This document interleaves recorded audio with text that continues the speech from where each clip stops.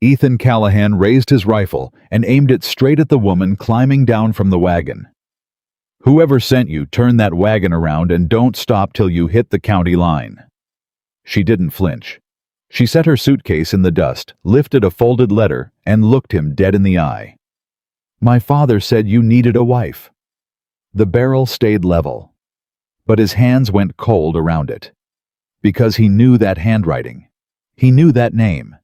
And a debt he'd carried for 11 years suddenly had a face standing at his gate. Before we go on, if you love stories about strong women, second chances, and the kind of love that arrives when you've stopped believing it, ever will hit that subscribe button and stay with me all the way to the end. And do me one small favor. Friend, tell me in the comments what city you're watching from tonight, so I can see just how far this story travels. Now let's begin. The rifle didn't move for a long moment. Neither did she. "Ma'am," Ethan said, and his voice came out rougher than he meant it. "I don't know what game your daddy was playing, but I got no use for a wife. I got no use for anybody. So I'll ask you civil one time. Get back on that wagon." The driver up on the bench shifted his reins, nervous, ready to bolt. Margaret Whitmore didn't so much as glance at him. She kept her eyes on Ethan, and she kept that letter held out in front of her like it was a shield made of paper. "His name was Samuel Whitmore," she said. "You'll want to lower that gun before I say the rest, Mr. Callahan. My father wouldn't have liked seeing it pointed at me." The name hit him the way a horse kick hits a man in the chest. Slow at first, then all at once stealing the breath clean out of him. Samuel Whitmore. Ethan lowered the rifle, not because she asked, because his arms didn't have the strength to hold it up anymore. "You're lying," he said, but he didn't believe his own words even as they left his mouth. "I buried him in April," Margaret said, "under the cottonwood behind our house the way he wanted. It rained the whole day. The ground was so wet the men could barely dig."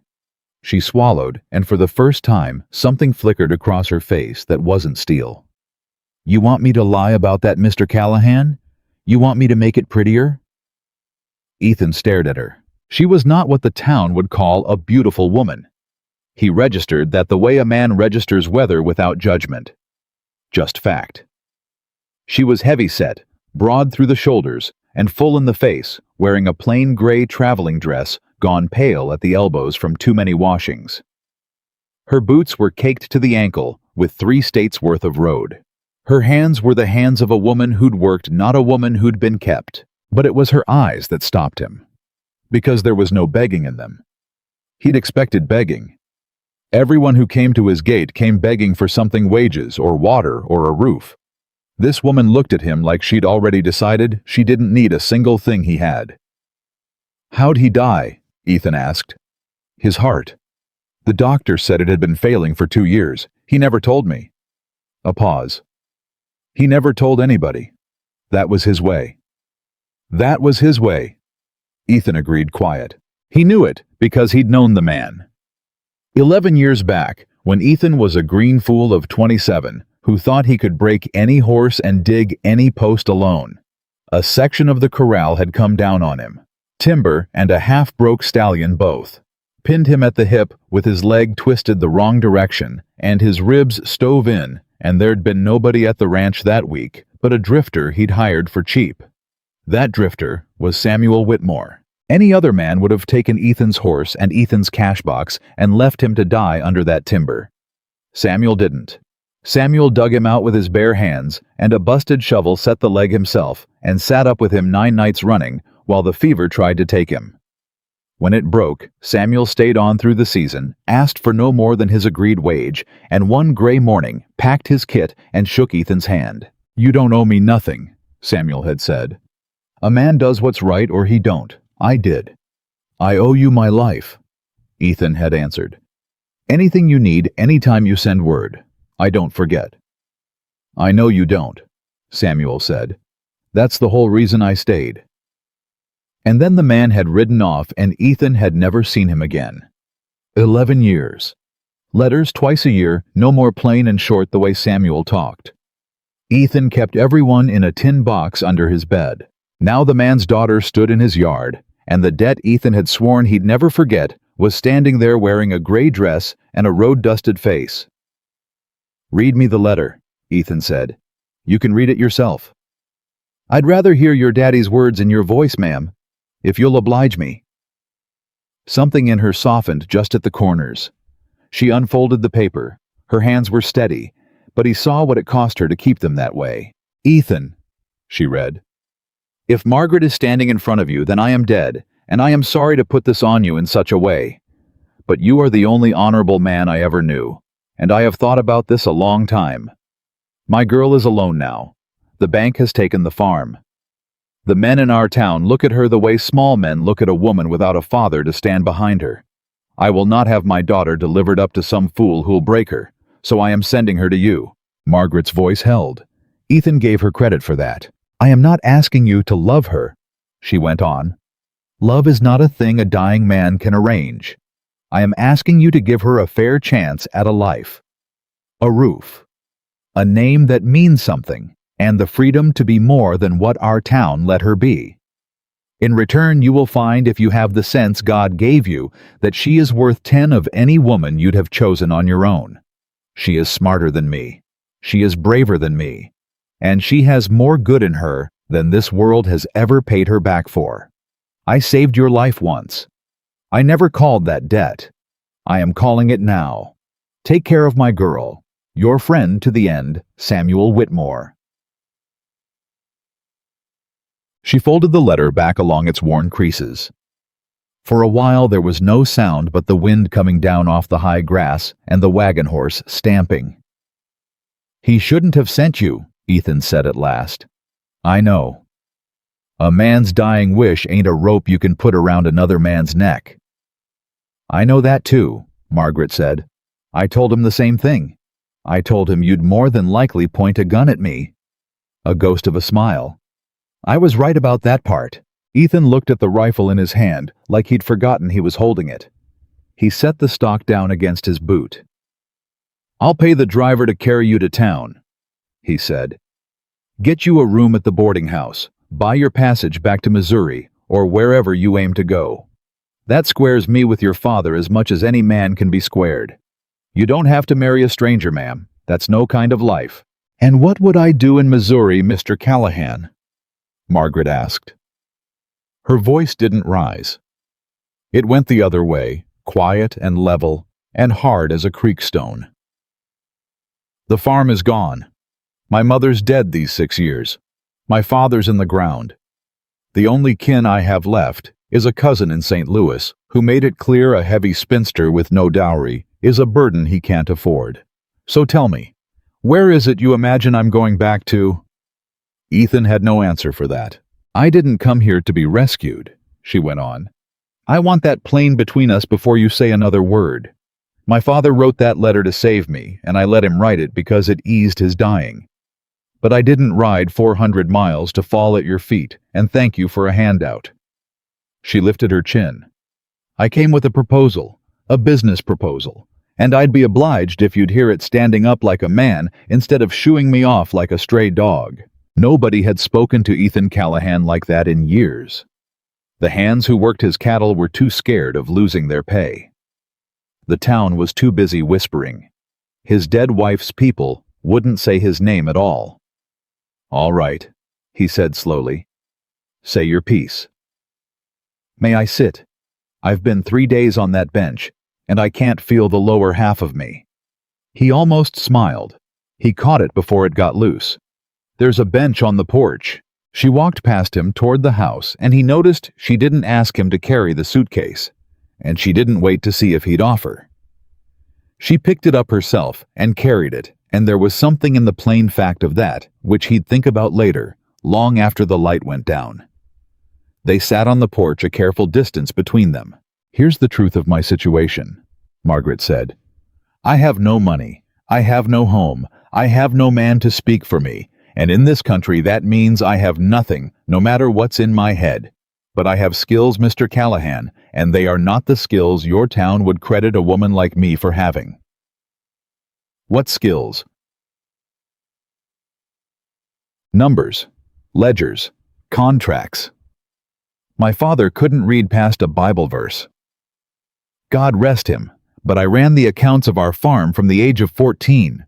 When the drought came in 78 and every other farm in our county went under ours, held on 2 years longer than it should have, and that was me. Not luck. Me. She looked at him. You run cattle. You've got hundreds of head and hundreds of acres. Tell me honest. Do you know to the dollar whether your ranch made money last year or lost it? Ethan opened his mouth, closed it. I know cattle, he said. That's not what I asked. I keep books. Where? He said nothing. That's what I thought, Margaret said not unkindly. You keep them in your head and in a drawer full of loose paper, and you tell yourself that's the same as knowing. It ain't. A man can work himself into the grave on a ranch that's quietly bleeding out and never know it till the bank does it for him. She let that sit. I can find every hole your money's leaking through. I'd stake my life on it. Give me your records in a month and I'll show you things about your own ranch that'll turn your hair white. And in return, you give me your name, a roof, and a fair share of what we build. Not charity, a partnership. I'll earn every meal I eat under your roof, and I'll earn it in a way that makes you richer, not poorer. She folded her hands in her lap. You marry me, Mr. Callahan, because your ranch needs a mind like mine. And I marry you because a married woman in this country can walk into a bank and a feed store and a land office and be listened to where a spinster can't get the time of day. We each have something the other needs. That's not romance. That's arithmetic. And arithmetic I trust. Ethan sat back. In all his imagining of who might come to his gate, he had never once imagined this. You understand what this town'll say, he said. I have a fair idea. They'll say I married a poor heavy woman from another state because I couldn't do no better. They'll say you married a lonesome old rancher for his land. They'll say it to your face, some of 'em, and behind your back the rest. His jaw tightened. The wealthy folk in the valley'll mock you. The church women'll whisper about you at the mercantile. You won't get one kind word out of Willow Creek, ma'am, not for a long while, maybe never. You sure you want to walk into that? Margaret was quiet a moment. Mr. Callahan, she said, I have been mocked my whole life for the size of my body and the plainness of my face. There is not a cruel word in this valley I haven't already heard shouted at me in another. I stopped bleeding from those cuts a long time ago. She looked out over his land, and for the first time, her voice carried something underneath it, something old and worn smooth. What I've never had is a place that was mine. A thing I built with my own hands that nobody could take because they decided I didn't deserve it. That's what I'm asking you for, not love, not even friendship if you can't spare it. Just a fair chance to build something and the protection of a name while I do it. Ethan looked at her a long time. Your daddy was the finest man I ever knew, he said finally. He was. He said you're worth 10 of any woman I'd have chosen. He was my father. He was obligated to say it. He wasn't a man who said things he didn't mean. Ethan stood. He walked to the edge of the porch and stared out at the fence line at the cattle strung across the far grass like brown stitches. I made him a promise once. Told him anything he needed any time I'd give it. I meant it 11 years ago, and I mean it now. He turned back to her. But I need you to hear me on one thing, and hear me clear because I won't say it twice. I'm listening. This is a partnership, nothing more. I lost a wife once, ma'am, and I buried more than her when she went in the ground. I don't have it in me to love again, and I won't pretend to, and I won't have you waiting on it neither. You'll have your own room, your own life. You'll be my wife in name, and in business, and in nothing else. Unless a day comes you choose different, and I'd wager it won't. You'll always have a choice. Every day. If you wake up and want to leave, I'll put money in your hand and take you to the train myself, and there'll be no hard feelings. That's the only way I'll do this. You understand me? Margaret held his gaze. I understand you fine, she said, and I'll tell you something back so we're square. She stood too slow, one hand on the porch rail. I'm not looking to love you either, Mr. Callahan. I've buried my hopes about being loved same as you buried yours. So we'll suit each other well enough.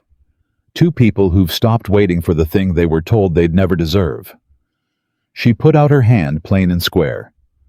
Partners. Ethan looked at the offered hand. Then he took it. Her grip was firm, warm, steadier than his own. Partners, he said. They stood a moment with their hands clasped, two strangers bound by a dead man's word, and neither one of them had the faintest notion that they'd just shaken hands on the thing that would remake both their lives. There's a preacher in town, Ethan said, letting go. Reverend Hollis. He'll do it quiet if I ask, day after tomorrow. That soon. You want to spend 2 weeks giving this valley time to talk you out of it? No, Margaret said. I don't reckon I do. Then day after tomorrow. He hesitated. There's a room off the kitchen. Was meant for a housekeeper, only I never kept one. Bed's decent. Lock works. You'll have your privacy. Thank you. Don't thank me. It's part of the deal. He picked up her suitcase before she could reach it, and he saw the surprise cross her face quick as a bird. I ain't gonna carry it every day, he said gruffly. But you rode 3 days on a bench. Least I can do is get it to the door. She let him.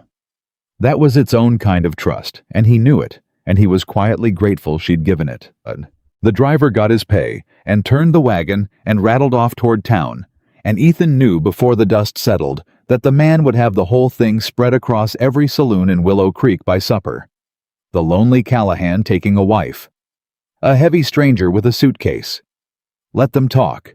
Let them talk themselves hoarse. Inside the house was clean but bare, the way a house gets when one man lives in it, and stopped caring about anything but function years ago. Margaret took it in without comment.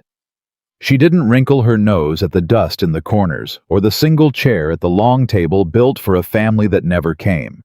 She just looked, and Ethan had the uncomfortable feeling she was reading the house the way she'd offered to read his ledgers, seeing straight through to the truth of it. You cook? He asked to say something. I cook well? I mostly don't. There's beans, some salt pork, coffee. I'll manage. He showed her the room off the kitchen. She set her suitcase on the bed and turned to face him in the doorway. Mr. Callahan, one more thing, and then I'll leave you be tonight. Ethan, he said. If we're to be married Thursday, you may as well call me Ethan. Ethan, then. And I'm Margaret, not Maggie. My mother called me Maggie, and I'd sooner keep it hers. Margaret. She nodded, satisfied. The thing I want to say is this. I know what I look like. I know what you were expecting when you heard Sam Whitmore had a daughter to marry off, and it wasn't me. So I'll make you a promise since you made me one. She stood very straight. I will never embarrass you. I will never give this town a true thing to say against me. Whatever they whisper, it'll be a lie, and lies wear thin in time. And I will work harder than any hand you've ever hired, and I will make this ranch worth more with me in it than it ever was without me. That's my promise. You'll never be sorry you kept your word to my father. I'll see to that. Ethan stood in the doorway with his hat in his hands, and he didn't know what to say to a woman like that, so he said the only true thing he had. Your daddy raised you right, Margaret. He raised me the only way he knew how, she said, which was to expect nothing from anybody and be grateful when somebody surprised me. She almost smiled. You surprised me a little today, lowering that gun. Don't make too much of it. I nearly shot you first. You nearly did, she agreed. But you didn't. A man's measured by what he does after the nearly my father used to say. Ethan turned to go, then stopped. Margaret. Yes. Why'd you really come the truth? Not the arithmetic. I heard the arithmetic. Why'd you get on that wagon and ride 400 miles to a man you never met on the word of a father who's gone? She was quiet a long moment, long enough that he thought she wouldn't answer. Because he asked me to, she said finally, and because in 29 years he was the only person who ever looked at me and saw somebody worth protecting. When he was dying, the one thing that gave him peace was thinking he'd found a place I'd be safe. I couldn't take that from him, so I promised I'd come. And I keep my promises, Ethan, same as you keep yours. Her voice thickened just slightly, and she mastered it. That's the truth since you asked for it. I came for a dead man's peace. I stayed because I had nowhere else on this earth to go. There's no romance in it. but there's no lie in it either. Ethan nodded slowly. "That'll do," he said.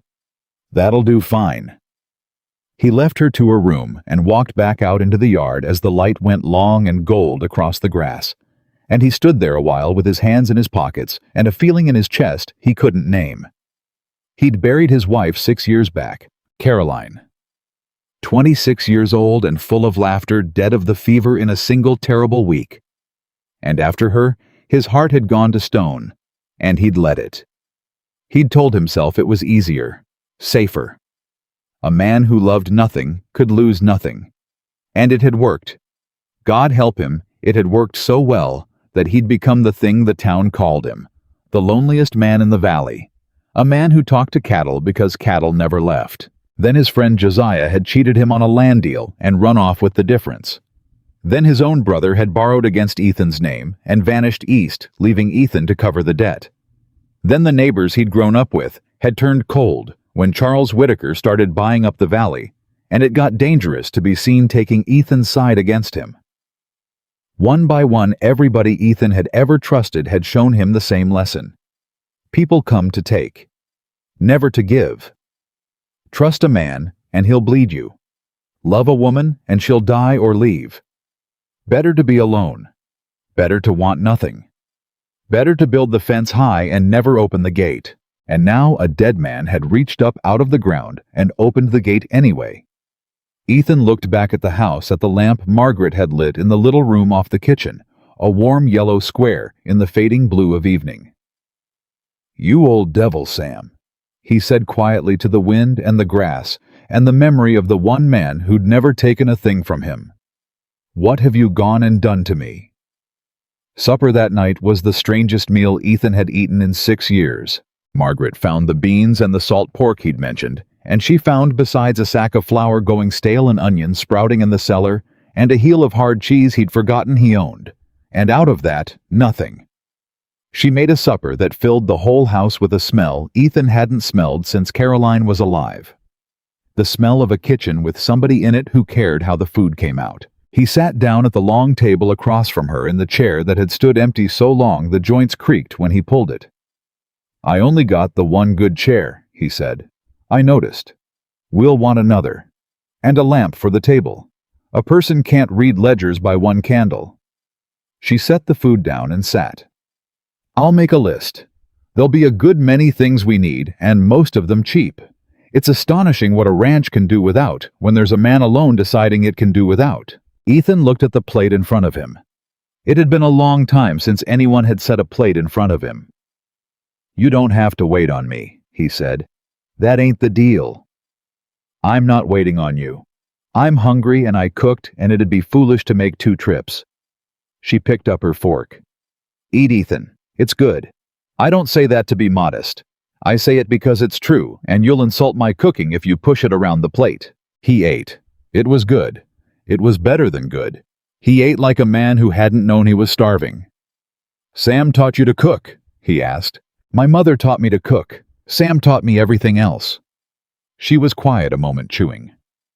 "He taught me to read when the schoolmaster wouldn't have me because we couldn't pay. Sat with me every night after the fields with a Bible and a stub of pencil till I had my letters. He taught me numbers the same way, only I ran past him quick on numbers, and after a while he'd bring the account book to me instead and say, 'Margaret, tell me if we're ruined this year or only poor.'" She smiled faintly. "He taught me that a person's worth isn't in what folks say about them. It's in what they can do when nobody's watching and there's no reward for doing it right. He lived that, right up to the end." "He did," Ethan said. "Even with me. 9 nights he sat up. No reason to. I couldn't have paid him more than his wage, and he knew it." That was Sam. That was Sam. Ethan set down his fork. "I never got to say thank you. Not proper. He rode off before I was strong enough to do more than shake his hand." His voice went rough. 11 years I've carried that. Never got to square it." Margaret looked at him across the table, and something passed between them that wasn't romance and wasn't friendship, not yet, but was the first thread of something. Understanding. 2 people who'd both loved the same man and both been shaped by him, and both carried him now like a stone in the pocket, heavy and precious at once. "You can square it now," she said gently. "Not with him, with me. Keep your word.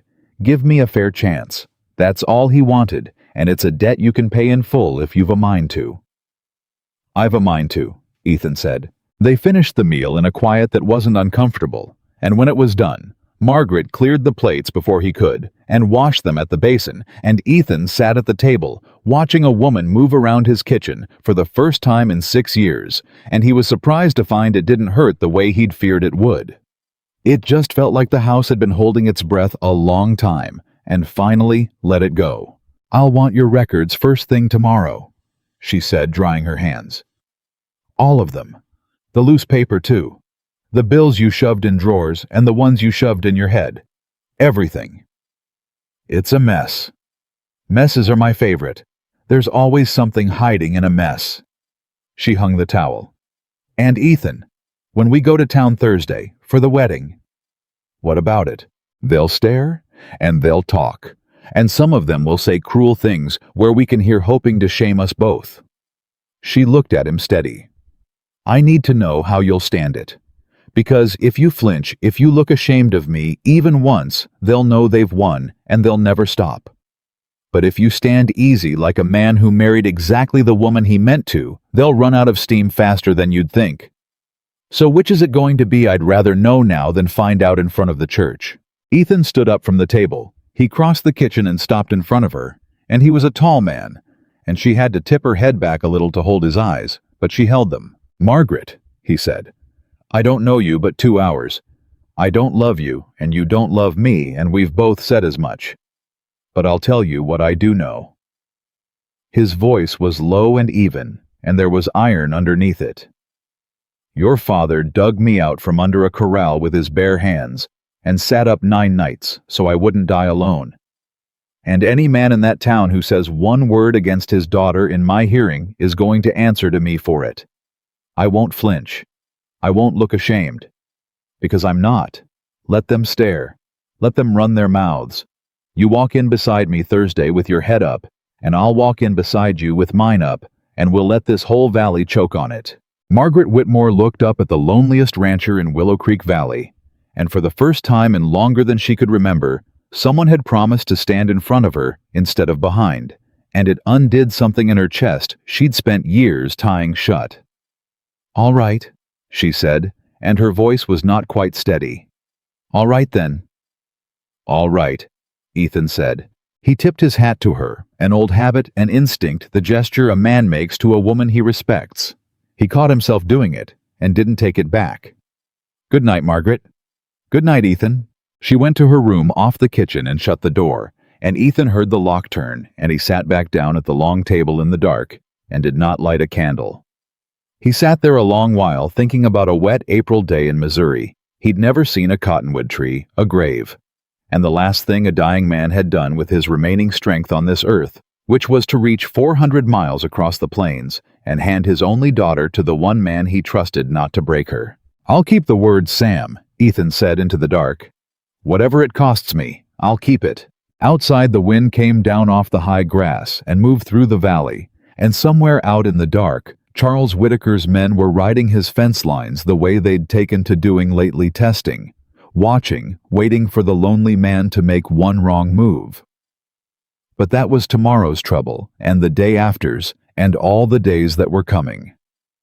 Tonight there was only a quiet house with a lamp in it, and 2 broken people who'd shaken hands on a bargain and a promise made to the dead that neither of them yet understood, would ask far more of them both than either was prepared to give. Thursday came gray and clear. Margaret was up before Ethan, which he'd learned was always to be the way of it, and when he came out to the kitchen, she had coffee on, and his records already spread across the long table in stacks he didn't recognize as his own. "You said tomorrow," he said. "I couldn't sleep. New house." She didn't look up. She had a pencil behind her ear and another in her hand, and 3 of his drawers emptied out in front of her. "Ethan, sit down a minute. We're to be at the church by 10. We've time. Sit down. There's something you need to see before we do." Something in her voice put him in the chair. She turned a sheet of paper around and slid it across to him. On it, in a neat hand he'd never had himself, she'd made 2 columns of figures. "Your cattle contract," she said. "With the Whitaker outfit. You sell them your beef at market." "That's right. Charles buys my stock every fall, ships it east on his rail contract. Only buyer close enough to matter." "How long has that arrangement stood?" 4 years, since the railroad came through his land and not mine. Margaret tapped the paper. 4 years ago he paid you $11 a head. This past fall he paid you 7. Prices fell. Everybody knows that. Beef's been down. "Beef's been down $2, Margaret said. "Not 4. I checked the Kansas City market reports at every station we passed through coming here because my father taught me to always know the price of the thing you're selling before you sit down with the man buying it." She looked up at him. "Charles Whitaker has been underpaying you $2 a head above and beyond the fall in the market for 4 years running. On the size of your herd, that's better than $3,000 he's quietly taken out of your pocket. And you never knew because you keep your books in your head, and a man's head is a poor place to keep the thing. A clever enemy is stealing from him." Ethan stared at the 2 columns of figures. $3,000. "That can't be right," he said. "It's right. I'll walk you through every line of it tonight if you want, and you'll see it's right. And then I expect you'll be angrier than you've been in some years." She gathered the paper back into its stack. "But not today. Today we get married, and we walk into that town, and you don't let one flicker of this cross your face. Because the man who's been robbing you is going to be sitting in that church, Ethan. Charles Whitaker will be there. Men like him always come to watch, and I want him looking at the 2 of us, thinking he's got a lonely fool and his charity bride." She stood and smoothed her gray dress, the best she had, still plain, still worn. "I want him underestimating us, both of us, all the way. Because that, my father used to say, is the one advantage they'll hand you for free. Let them think you're nothing. Then show them what nothing can do." Ethan looked at her a long moment. "Sam really did raise you right," he said. "He raised me to survive," Margaret said. "Now come on, put on your good shirt. We're getting married, and we're going to make this whole valley wonder what on God's earth you know that they don't." And Ethan Callahan, who had not smiled in front of another living soul in longer than he could rightly say, felt the corner of his mouth pull up, and this time he let it come. "Yes, ma'am," he said. He put on his good shirt. The church in Willow Creek was not a large building, but it held the whole town that Thursday morning, because there was not a soul in the valley who hadn't heard by Wednesday night that Ethan Callahan was getting married, and not a soul who intended to miss it. They came the way people come to a hanging, which is to say with their Sunday clothes on, and their eyes sharp, and their mouths already working before they'd taken their seats. The pews filled early. The women in their good bonnets sat straight and proper, with their hands folded and their faces arranged into expressions of Christian neutrality that didn't fool anyone for a second. The men stood along the walls with their hats in their hands and watched the door. Charles Whitaker sat in the front row on the left side, which was where the important men of Willow Creek sat. He was a large man, well-fed, with the kind of face that looked pleasant, until you noticed the eyes, which were the pale, flat blue of shallow water. He wore a good coat and held his hat on his knee, and smiled at everyone who looked at him, and he was the picture of a neighbor come to celebrate. He had no intention of celebrating. Reverend Hollis stood at the altar with his Bible and his long-suffering expression, the one he wore to funerals and difficult baptisms, and the weddings of people the congregation had opinions about. Then the door opened. Ethan came in first in his good shirt and his hat held at his side, his boots cleaned to a shine that cost him 40 minutes he didn't have to spare. He walked the way he always walked, like a man who owned the ground under his feet, and he looked straight ahead and did not acknowledge the murmuring that started up the moment he appeared. Margaret came in beside him. She wore the gray dress again because it was the best she had, and she wore it like it was silk. She'd done something with her hair that Ethan noticed without knowing what it was, pinned it up neat and clean, and she'd found somewhere a small blue ribbon that she'd worked into it, the one bit of color about her. Her chin was level. Her eyes moved once around the room, reading every face in it, the way she'd read his ledgers, fast and thorough, missing nothing. The murmuring got louder. Ethan heard a woman in the third row say it just plainly enough to be heard, Lord, she's twice the size of him. He didn't look toward the voice. He kept moving. He felt Margaret's step beside him steady itself just barely, and then steady again, and she kept walking, and he matched her stride for stride. They stopped in front of Reverend Hollis, who looked at them with an expression that could have been sympathy or just nearsightedness. You ready? Ethan asked her quietly. Been ready, she said just as quiet. Charles Whitaker watched from the front row with his pleasant face and his shallow eyes, and when Ethan caught his gaze for half a second, Whitaker smiled wide and warm, the smile of a man watching something he expects to benefit from. Ethan looked away from him and looked at Margaret instead. Hollis began. The ceremony was short because Ethan had asked for short and paid accordingly. The words were the old ones, the plain ones, the ones that had been said over people in that valley for 40 years. Hollis said them without flourish, and without the sermon he normally attached to weddings because Ethan had paid him to skip it. When it came to the ring, there was a pause. Ethan reached into his coat pocket and produced a plain gold band that had belonged to his grandmother, the one piece of jewelry he owned, and Margaret looked at it a half-second too long before she held out her hand. I should have mentioned this before, Ethan said low, so only she could hear. It was my grandmother's. You don't have to wear it. I can get you something else. I want to wear it, she said equally low. Put it on. He put it on. Hollis pronounced them husband and wife, told Ethan he could kiss his bride as was customary. Ethan turned to Margaret. She was already looking at him with a calm expression that said whatever you decide is fine, and neither of us has to make this into something it isn't. He bent and kissed her cheek. Brief. Decent. The kind of kiss a man gives a woman he respects. In the front row, a woman pursed her lips. In the second row, another hid a smirk behind her handkerchief. And Charles Whitaker applauded. He started it, and then others followed because Whitaker had that kind of gravity in a room, and the sound of it rolled through the church like something hollow. Margaret stood very still in the middle of all of it, with Ethan's grandmother's ring on her finger, and a face that showed nothing at all. And Ethan thought she was the most disciplined person he had ever watched pretend not to be hurting. And he made a decision right then that surprised even him. He took her hand. Not a dramatic gesture, not slow or announced. He just reached over and took her hand the way a man takes hold of something he intends to keep, and he stood there beside her while the hollow applause died down, and he let every person in that room see it. The smirking woman stopped smirking.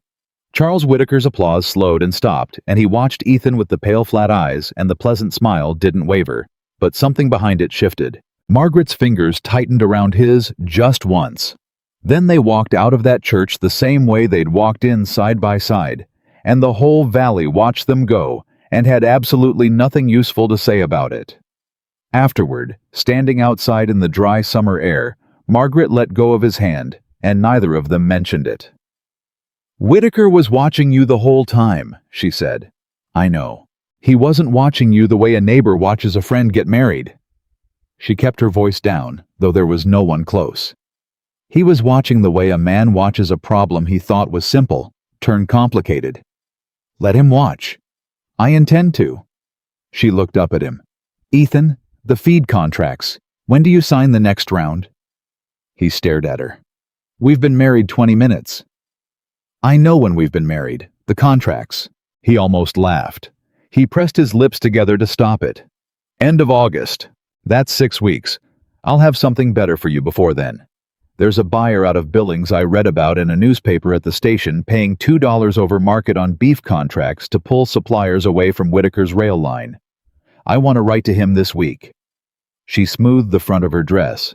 But first we need to get back to the ranch because I still have 3 months of your records to go through, and the feed bills alone are going to take me most of tomorrow. Most women want a wedding supper, Ethan said. I want Whitaker broke and your ranch profitable, Margaret said. The supper can wait. He looked at her. Mrs. Callahan, he said, trying it out. She tried it too quietly to herself. Mrs. Callahan. Then she nodded like she'd decided it fit. Let's go home. The first week was an education. Margaret rose before the sun every day. Not from virtue, she told him once, but because her mind started working the moment she was conscious, and it was easier to get up than to lie there losing the argument with herself. By the time Ethan came in from the early feeding, she had coffee made. His records sorted into stacks she labeled in her neat hand, and a list of questions that made him feel simultaneously like he'd never understood his own ranch, and like he'd been waiting years for someone to ask exactly these questions. "Your feed supplier," she said on the third morning, sliding a page across the table. "Thomas Bauer. You've been paying him this price for 3 years. He's close, saves me the freight. He's charging you 40 cents a bushel above the next nearest supplier. On your volume, that's more than $200 a year." She set her pencil down. "Has he ever given you a reason to be loyal to him specifically?" Ethan thought about it. "He extends credit in a lean year. All right, that's worth something, but it's not worth $200 a year, and I think if you told him you'd had a better offer, he'd come down because losing your account would hurt him more than coming down would." She picked her pencil back up. "I'll draft you a letter this afternoon. You sign it. We'll see what he says." "You don't want to send it yourself." She paused. "I think it'll carry more weight with your name on it for now. Later, once people in this valley know what I can do, may be different. But right now they see a wife. They don't take orders from a wife. They take orders from Ethan Callahan." She said it flat. No bitterness in it, just the fact of it. "So we use that. We use everything we've got." Ethan sat across from her in the thin morning light with his coffee and watched her go back to the figures, and he thought about what it must have cost a woman with that mind to spend 29 years being told to set it aside. And something in him went angry on her behalf, quiet and steady, in a way it hadn't gone angry for anything in a long time. "Margaret," he said. You're going to sign those letters too. Both names." He picked up his cup. "It's your ranch, same as mine. Start as you mean to go on." She looked up from the page. Just for a second. Something crossed her face that she closed down fast, but not fast enough. "Both names," she said. "Both names." She looked back at the figures, and when she spoke again, her voice was the same as always, steady and precise. But she was holding the pencil a little differently. The town in the days that followed was exactly what they'd expected. Ethan heard the talk secondhand from his hand, Billy, a 20-year-old kid from Arkansas, who was constitutionally incapable of keeping information to himself, and constitutionally incapable of knowing when to stop. "They're saying she married you for the ranch," Billy reported one afternoon, not meeting Ethan's eye, not quite able to help himself. "The women at the mercantile anyhow. Mrs. Archer said, well, she said you could have done better, Mr. Callahan, and that she reckons—" "Billy," Ethan said. "Sir?" "I don't want to know what Mrs. Archer reckons. You understand me?" "Yes, sir." "Good." He went back to the fence post he was working. A pause. "She put anything on account at the mercantile yet?" "Ma'am Callahan." "No, sir. She hasn't been to town since the wedding." "She will. You make sure Mrs. Archer and the rest know that whatever Mrs. Callahan puts on my account is put on my account, and I settle my accounts in full and on time, same as always." Another pause. "And Billy." "Sir." "She puts anything on account, you make sure she gets the same prices I get, not the ones they give women shopping alone." Billy was quiet a moment. Then, "Yes, sir. I'll pass the word." Margaret heard about this conversation from Billy herself, because Billy also couldn't keep that to himself, and she said nothing to Ethan about it that day. But that evening, when she set his supper plate in front of him, she put her hand on his shoulder for half a second as she passed behind his chair, brief and light as a bird landing, and then she was already at the basin before he thought to react. They fell into a rhythm the way two practical people fall into things, without discussing it, just by doing it. Ethan handled the animals and the land and the hands. Margaret handled the accounts and the correspondence and the supply negotiations, and she moved through these tasks with a quiet ferocity that Ethan recognized from his own work, the focus of someone who'd been waiting a long time to be allowed to do what they were made for. 3 weeks into the marriage, Thomas Bauer, the feed supplier, wrote back. He came down 30 cents a bushel, which was not the 40 Margaret had aimed for, and she took the letter to Ethan in the evening and spread it out on the table. "It's not everything," she said, But it's $150 a year back in your pocket, which is $150 more than you had yesterday. She tapped the letter. Write back and say you'll consider it for another year and see if he can do better on bulk orders. Don't accept yet. Let him wonder. You've done this before, Ethan said, not a question. I've thought about doing this for 15 years, Margaret said. Watching men with less sense than me make worse deals and walk away pleased with themselves. Now I get to do it in practice. The ghost of a smile. Turns out practice is better. It was somewhere in the fourth week that Willow Creek stopped laughing and started paying attention. It happened first at the feed store where Margaret went alone on a Wednesday to pick up the terms on their next grain order. She came back with a contract and a look on her face that was satisfaction so compressed it barely showed. He tried to quote me the women's price, she told Ethan that evening. 15% above what he'd have quoted you. Ethan set his fork down. And I quoted him the Kansas City Standard and the Helena Tender and the cost of freighting direct from Billings to the dollar, and then I told him I was sure there'd been a mistake in his figures and perhaps he'd like to try again. She picked up her own fork. He tried again. We got the men's price and a 0.5% discount on spring orders for the inconvenience. Ethan stared at her. A 0.5% discount, he repeated. He was embarrassed. Embarrassed men overpay to make themselves feel better. I've observed this. She ate. The invoice is on the desk if you want to see it. He didn't look at the invoice. He looked at her at the plain, matter-of-fact way she described pulling a grown man inside out at his own counter. And he thought about Caroline, who had been laughter and warmth and everything gentle, whom he had loved completely, who could not have walked into that feed store and done what Margaret Callahan had just done, and he felt two things at once that he had no language for. He let both of them go without naming them. Good, he said. Yes, she agreed. It was. The letter to the Billings buyer went out the first week of August, signed by both of them, M. and E. Callahan. Callahan, Ranch Willow Creek. Ethan had half expected no reply, or a reply addressed only to him.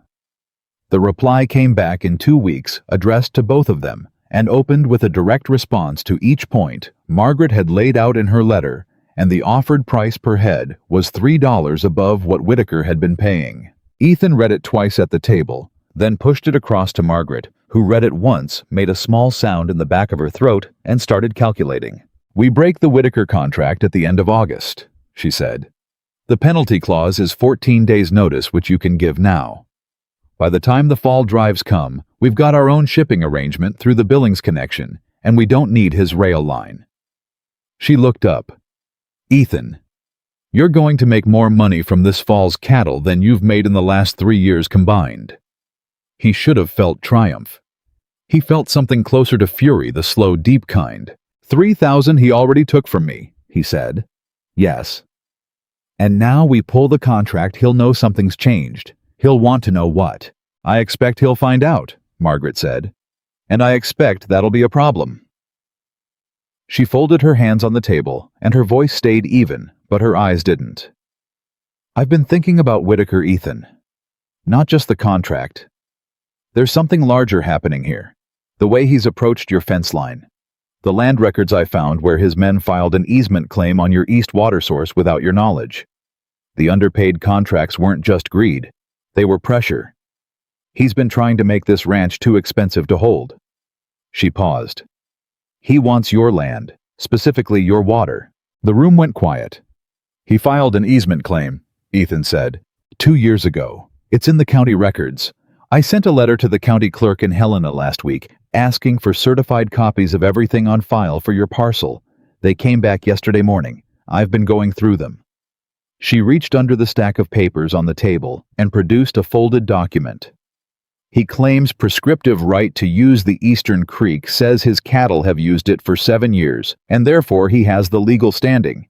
But his land doesn't border yours on the east. There's 40 yards of public grazing land between his fence and your property line, and that means his cattle were trespassing to reach the creek, which means the prescriptive claim doesn't hold under territorial law.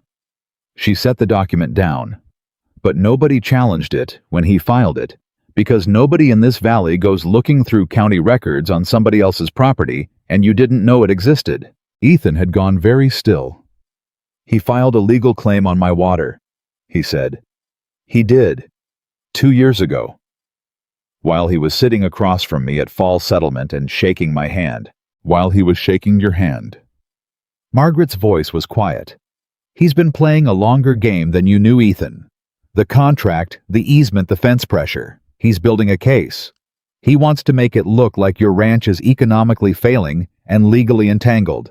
And then he'll offer to buy you out at a price that's an insult and make it seem like a favor. She folded her hands again. That's what he came to watch at our wedding. He came to see if I was the kind of wife who'd help you, or the kind who'd be one more thing dragging the ranch down. Ethan pushed back his chair. He stood. He walked to the window that faced the eastern fence line, which was invisible in the dark, but which he could see in his head, clear as anything. Every post, every wire, the creek running silver underneath the cottonwoods beyond it. I've had enough of men helping themselves to what's mine, he said, and his voice was the one that cleared rooms. I know. Margaret waited until he turned back from the window. Don't go after him yet. We don't have everything. The easement challenge is solid, but the contract dispute needs a lawyer's letter to have teeth, and I want more on the land records before we make any move he can see coming. She looked at him straight. The best time to hit a man like Charles Whitaker is when he still thinks he's winning. Let him think that. A few more weeks. Then we take everything we have to the county judge, and we don't give him a single day to prepare a counter. Ethan held her gaze. A few more weeks, he said. A few more weeks. In the meantime, you give Whitaker his 14 days' notice on the contract, and you do it polite, and you tell him you've had a family offer from relatives up in Billings that you'd be foolish to pass up. Let him think it's personal, not business. Let him think it's something you stumbled into. She set her pencil down. He'll be angry. Men like him are always angry when the pieces they've been moving rearrange themselves without his permission. But angry men make mistakes, and I'll be watching for them. Something settled in Ethan's chest then that had been unsettled for years. Not peace exactly. More like the feeling before a fight when you've got your feet right under you and your hands where they need to be. He went after the wrong rancher, Ethan said. He did, Margaret said. He just doesn't know it yet. It was Billy who brought the first warning that Whitaker knew something had changed. The boy came in from town on a Friday evening, moving faster than his usual amble, and he found Ethan and Margaret both in the kitchen, where they'd taken to doing the evening's accounts together, and he stood in the doorway turning his hat in his hands. Got something to tell you, Mr. Callahan. Ma'am. Say it, Ethan said. I was at the saloon, wasn't drinking, I was just there. And Whitaker's man Doyle was there, and he was talking loud enough to want people to hear him. He said, Billy stopped. Billy, Margaret said, say it plain, whatever it is. He said Mrs. Callahan's not what she appears to be. Said she came out here under false pretenses. Said her family back in Missouri have got a reputation, and she came west to hide from it. He was looking at the floor. Said you deserved better, Mr. Callahan. Said a man of your standing married beneath himself, and the whole county knows it. The kitchen went very quiet. Ethan had the particular stillness of a man deciding not to do the first thing that came to mind. Margaret sat without moving for a moment. Then she picked up her pencil and wrote something down, a single number in the margin of the feed invoice in front of her. Doyle said it, she said. Not Whitaker himself. No, ma'am. Whitaker was there, but it was Doyle who talked. So Whitaker wanted it said, but keeps his name off it. That's useful. She didn't look up from the page. What did the men listening do, Billy, when Doyle said it? Some of 'em laughed, Billy said miserably. Some, not all. Pete Harrow told Doyle to put a sock in it. Said whatever Mr. Callahan does is Callahan's business, and Doyle ought to find himself a shorter stick to poke with. 2 or 3 others seemed to agree. Pete Harrow, Margaret repeated. Good man, Ethan said. I've known his family 20 years. Then go see Pete Harrow tomorrow, Margaret said. Not about this, not directly. Just go see him, neighbor to neighbor. Find out how his ranch is doing. Find out if Whitaker's had any dealings with him, any contracts, any pressure. She set the pencil down and looked at Billy. And Billy, thank you for telling us. I know that wasn't easy to repeat. I wasn't gonna not tell you, Billy said, with a directness that surprised Ethan. It wasn't right what Doyle said. You've been decent to me, Mrs. Callahan. You told me where I was putting the numbers wrong in that inventory count and didn't make me feel stupid about it. He straightened up. I don't care what Doyle says. Neither do I, Margaret said. But I care what Doyle was told to say and why now. That tells me something important. She looked at Ethan. He knows about the contract. Somehow he knows we're moving the cattle contract or suspects it. The gossip is a warning. He's telling us to back down. He don't know me well, Ethan said. No, Margaret said. He doesn't know either of us. Billy went out, and they sat with the evening settling around the kitchen, and Margaret put her elbow on the table and her chin in her hand in a posture he'd come to recognize as her thinking position. He'll escalate, she said. Men like Whitaker, when the soft pressure doesn't work, they go harder. He'll find some other way to push. She paused. We need to move faster. Get the lawyer's letter out to the county clerk this week on the easement challenge. Get the Billings contract signed. She looked at her hands on the table. And Ethan, get your neighbors together. Not formally. Just have Pete Harrow over and whoever else you trust and let me talk to them. Because I'd wager this valley that Whitaker has done the same thing to 3 or 4 other ranchers that he's done to you, and if I'm right about that, then we're not fighting one ranch's battle. We're fighting the whole valley's. Ethan turned that over. You'd wager the valley, he said. The numbers, Ethan. She tapped the papers in front of her. I've been looking at every piece of public record I can lay my hands on. Land filings, water claims, contract records from the county office. The pattern isn't just you. It's deliberate, and it's systematic, and he's been at it at least 6 years. She looked at him steadily. He's not trying to buy a ranch.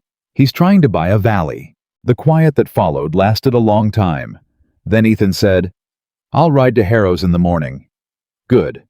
You'll come with me. She looked up. You sure a rancher calling on his neighbor with his wife to talk business? Pete Harrow is a straight-dealing man. He'll hear you. Ethan pushed back from the table.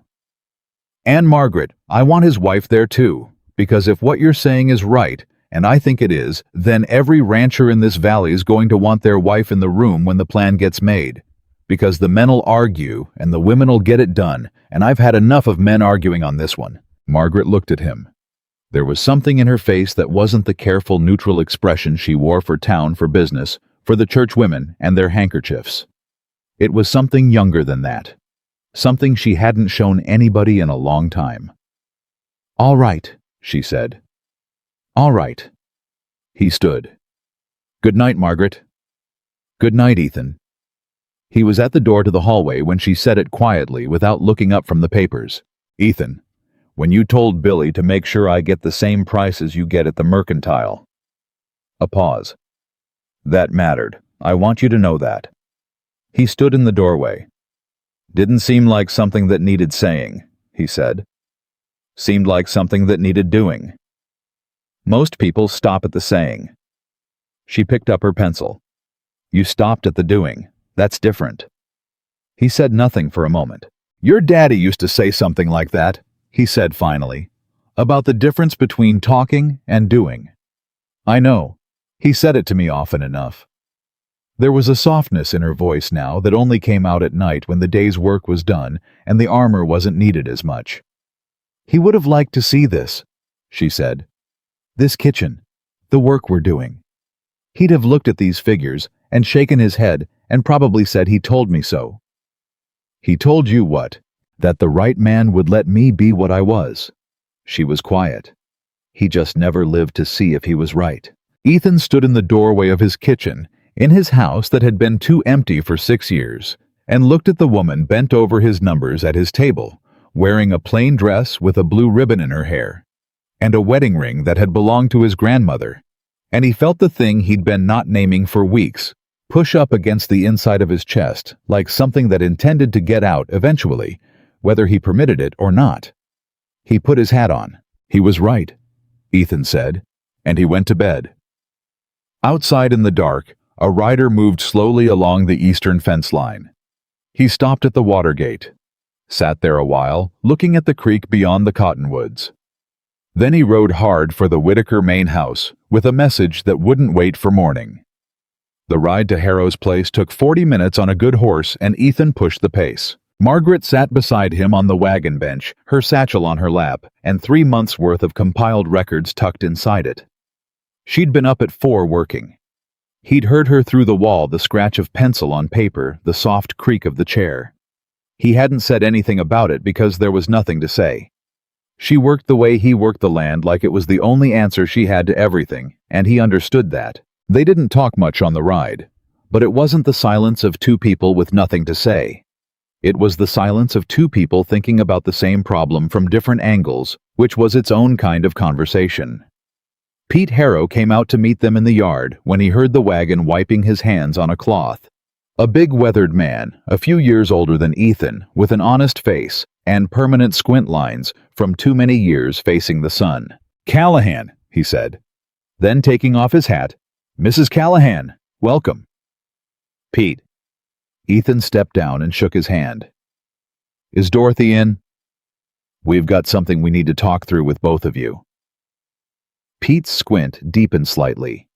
He wasn't a man who alarmed easy. "She's in. Come on." Dorothy Harrow was small and sharp-eyed, and had the kind of practical intelligence that never got credited because she kept it quiet in the presence of men she didn't trust. She looked at Margaret the way women look at other women, their assessing fast and complete, and then she put out her hand. "Mrs. Callahan, I've heard about you." "I expect you have," Margaret said. "I heard you got the feed price down at Griggs's," Dorothy said. 30 cents a bushel." A pause. "I've been trying to do that for 2 years." Margaret smiled, and it was the first fully genuine smile Ethan had seen from her that wasn't in the privacy of the kitchen. "That's actually part of why we came," she said. "Come sit down, Mrs. Harrow. I've got some numbers I think you're going to find very interesting." They sat at the Harrow kitchen table, all 4 of them, and Margaret opened her satchel and laid out what she had. She spread the documents and spoke plainly and didn't hedge or qualify, and she looked at Dorothy as much as at Pete, which Dorothy noticed. "This is the easement claim Whitaker filed on Ethan's Eastwater 2 years ago," she said, sliding the certified copy to Pete. "And this is the territorial code on prescriptive easement rights, which I wrote out in full because I wanted you to see it, not just my reading of it." She slid that across too. "And this is the contract Ethan had with Whitaker on the cattle, and these are the Kansas City market prices for the same period, and these are the numbers showing the gap." Pete Harrow looked at the documents for a long time. Dorothy looked at them over his shoulder. $3,000, Pete said. "At a minimum," Margaret said. "That's only on the cattle contract. I haven't finished calculating the feed overcharge." Silence. "Pete," Ethan said, "tell me straight. Has Whitaker had any dealings with you on pricing contracts? Anything like that in the last 5 years?" Pete Harrow looked at his wife. She looked back. "The South Water claim," Dorothy said quietly. "Tell them about the South Water claim." Pete put both hands on the table. "He filed an easement on my South Creek 3 years ago. I found out because my brother-in-law works at the county office. I challenged it, and Whitaker's lawyer sent me a letter saying I was mistaken about my property lines, and they'd be willing to survey at my expense." He set his jaw. "I didn't have the money for a survey, so I left it." "He does this to everyone," Margaret said. It wasn't a question. "He's done it to at least 3 ranches I know of in this valley," Dorothy said. "Mine, the Ketterings, and old Frank Moss, who sold out last year. Frank always said he sold because he was tired, but Frank wasn't tired. Frank was broke, and he was broke because Whitaker had been bleeding him the same as he'd been bleeding you, and Frank didn't have a way to fight back." Margaret had 5 days to prepare for Saturday, and she used every hour of them. She wrote letters. She sent Billy to the county office in town 3 separate times. She drafted a 12-page summary of what she'd found across every property record she could access, cross-referenced with the market data she'd been collecting since before she ever stepped off that wagon. By Friday evening, the kitchen table had disappeared entirely under papers, and she was still at it at midnight when Ethan came out for water and found her there, pencil behind one ear and another in her fist. "Go to bed," he said. "In a while." "Margaret." "Ethan." She didn't look up. "If Pete Harrow walks in here tomorrow, and I am not completely ready, we lose him. Neighbors don't commit to a fight unless they believe the fight can be won. I need to show them it can be won. That takes preparation." She turned a page. "Go to bed. I'll be fine." He stood there a moment. Then he put a fresh cup of coffee at her elbow and went back to his room without another word. She was still there when the sun came up. The neighbors arrived on Saturday in ones and twos over the course of the morning. Pete and Dorothy Harrow came first. Pete with his hat in his hands, and Dorothy with a covered dish she set on the sideboard without being asked. The Ketterings came next. Amos Kettering, who was 50, and had the slow, careful manner of a man who'd been deceived before, and wasn't eager to repeat the experience, and his wife Ruth, who said nothing for the first hour, and then turned out to be the sharpest person in the room. 2 more ranchers came after that men. Ethan knew well. Men who'd worked this valley their whole lives and knew every fence line and water claim in it. They sat around the long table and they looked at Margaret, and Ethan watched them do it, watched the quick assessment. Each of them made the inventory of who she was and whether she was worth their Saturday morning, and he felt something in him go taut and ready. Margaret stood at the head of the table with her papers, and she didn't apologize for being there, and she didn't explain herself. She just said, "Thank you for coming. I'm going to show you something about Charles Whitaker, and I need you to look at it with open eyes, because what I've found is going to make you angry, and angry people don't always see clearly, so stay with me." Amos Kettering leaned back in his chair. "Mrs. Callahan, I don't know you." "No," Margaret said, "but you know what's in these papers because some of it happened to you." She slid a document across to him. "That's the easement Whitaker filed on your north pasture water access 4 years ago. Did you know about it?" Kettering looked at the paper, his jaw set. "I knew about it," he said. "Whitaker told me it was a county surveying error and it would be cleared up. It was never cleared up. It's still on the record today, and it's not a surveying error. It's a claim filed by his lawyer that if he ever chose to enforce it would allow him to route his cattle through your north pasture to the water, which would effectively make your north pasture unusable for your own herd during drive season." She let that sit. "Did he tell you that part?" Kettering said nothing. Ruth Kettering said from the end of the table, "He did not." That was the first 10 minutes. By the end of the first hour, Margaret had laid out the full picture ranch by ranch, claim by claim, with the figures and the dates and the certified copies from the county office to back every word. The room had gone from cautious to quiet, to the particular quality of silence that happens when people are understanding something they wish they didn't have to understand. Pete Harrow was the one who said it out loud. "He's been planning to own this valley for years."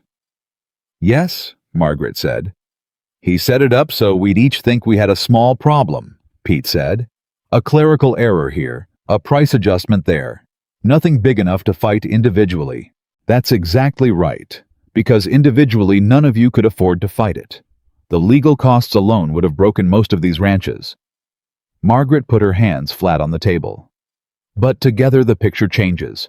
Together you have enough documentation to bring a fraud claim before the territorial court. Together the legal costs divide into something manageable.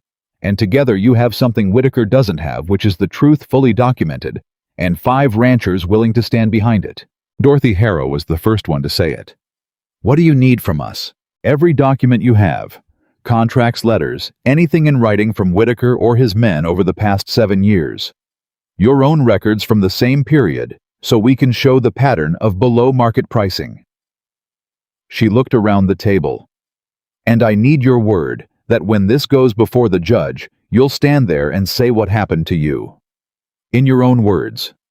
Because a court can look at paper all day, but what changes things is a rancher standing up in front of a judge and saying, 'This man cheated me, and here is how he did it, and here is what it cost me.' Amos Kettering had been studying the documents for the last 20 minutes. He was the kind of man who didn't speak until he'd thought it through, and when he looked up, everyone at the table knew he'd thought it through. "My wife and I have been in this valley for 18 years, he said. "Built our ranch from nothing. Our son's supposed to take it over when I'm done." He paused. "If Whitaker gets what he's after, there won't be a ranch for my son to take." He put his hand on the stack of papers in front of him. "What do I sign?" The room shifted like a tide turning. 2 hours later, the neighbors were gone, and the table was covered in new documents. Everything they'd brought with them. The accumulated evidence of years of quiet theft. Margaret sat in the middle of it, and she was more tired than Ethan had ever seen her. The kind of tired that goes all the way down. But she was also the most alive. He'd seen her, her eyes bright and her hands still moving through the papers. "We've got enough," she said. "We've got more than enough. What we need now is a lawyer in Helena who isn't in Whitaker's pocket, and I've been making inquiries." She looked up at Ethan. "There's a man named Aldrich. Solomon Aldrich. He has a reputation for taking on land fraud cases in the territory. I wrote to him 2 weeks ago." Ethan pulled out a chair and sat. "You wrote to a Helena lawyer 2 weeks ago. I wrote to 3. Aldrich is the one whose reputation holds up on examination." She produced a letter from under the pile. "He wrote back. He's willing to review the case. He'll be in Billings next month for another matter, and he can meet us there." Ethan read the letter. "This is going to cost money," he said. "The 5 ranches together can cover his fee. I've already calculated each family's share based on what I know of their holdings. It's less than any of them think." She took the letter back.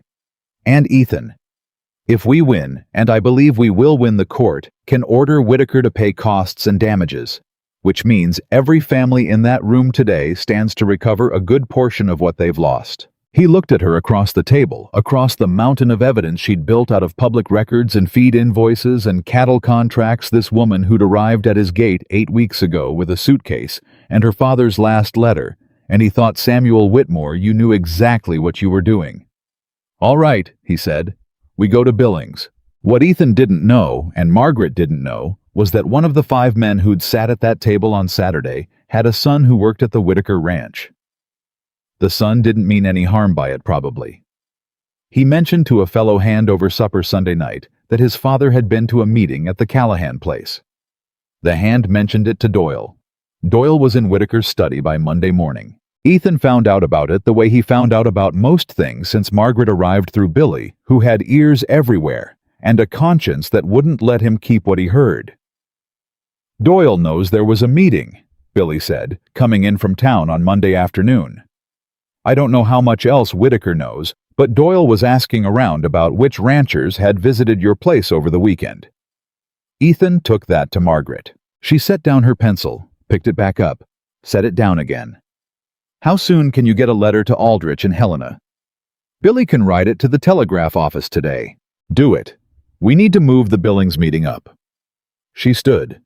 "And we need to move it up without anyone knowing we've moved it up, which means we tell no one outside this house, not even Pete Harrow until the night before, because I don't know yet which end of that table the information came from, and I don't want to find out the hard way."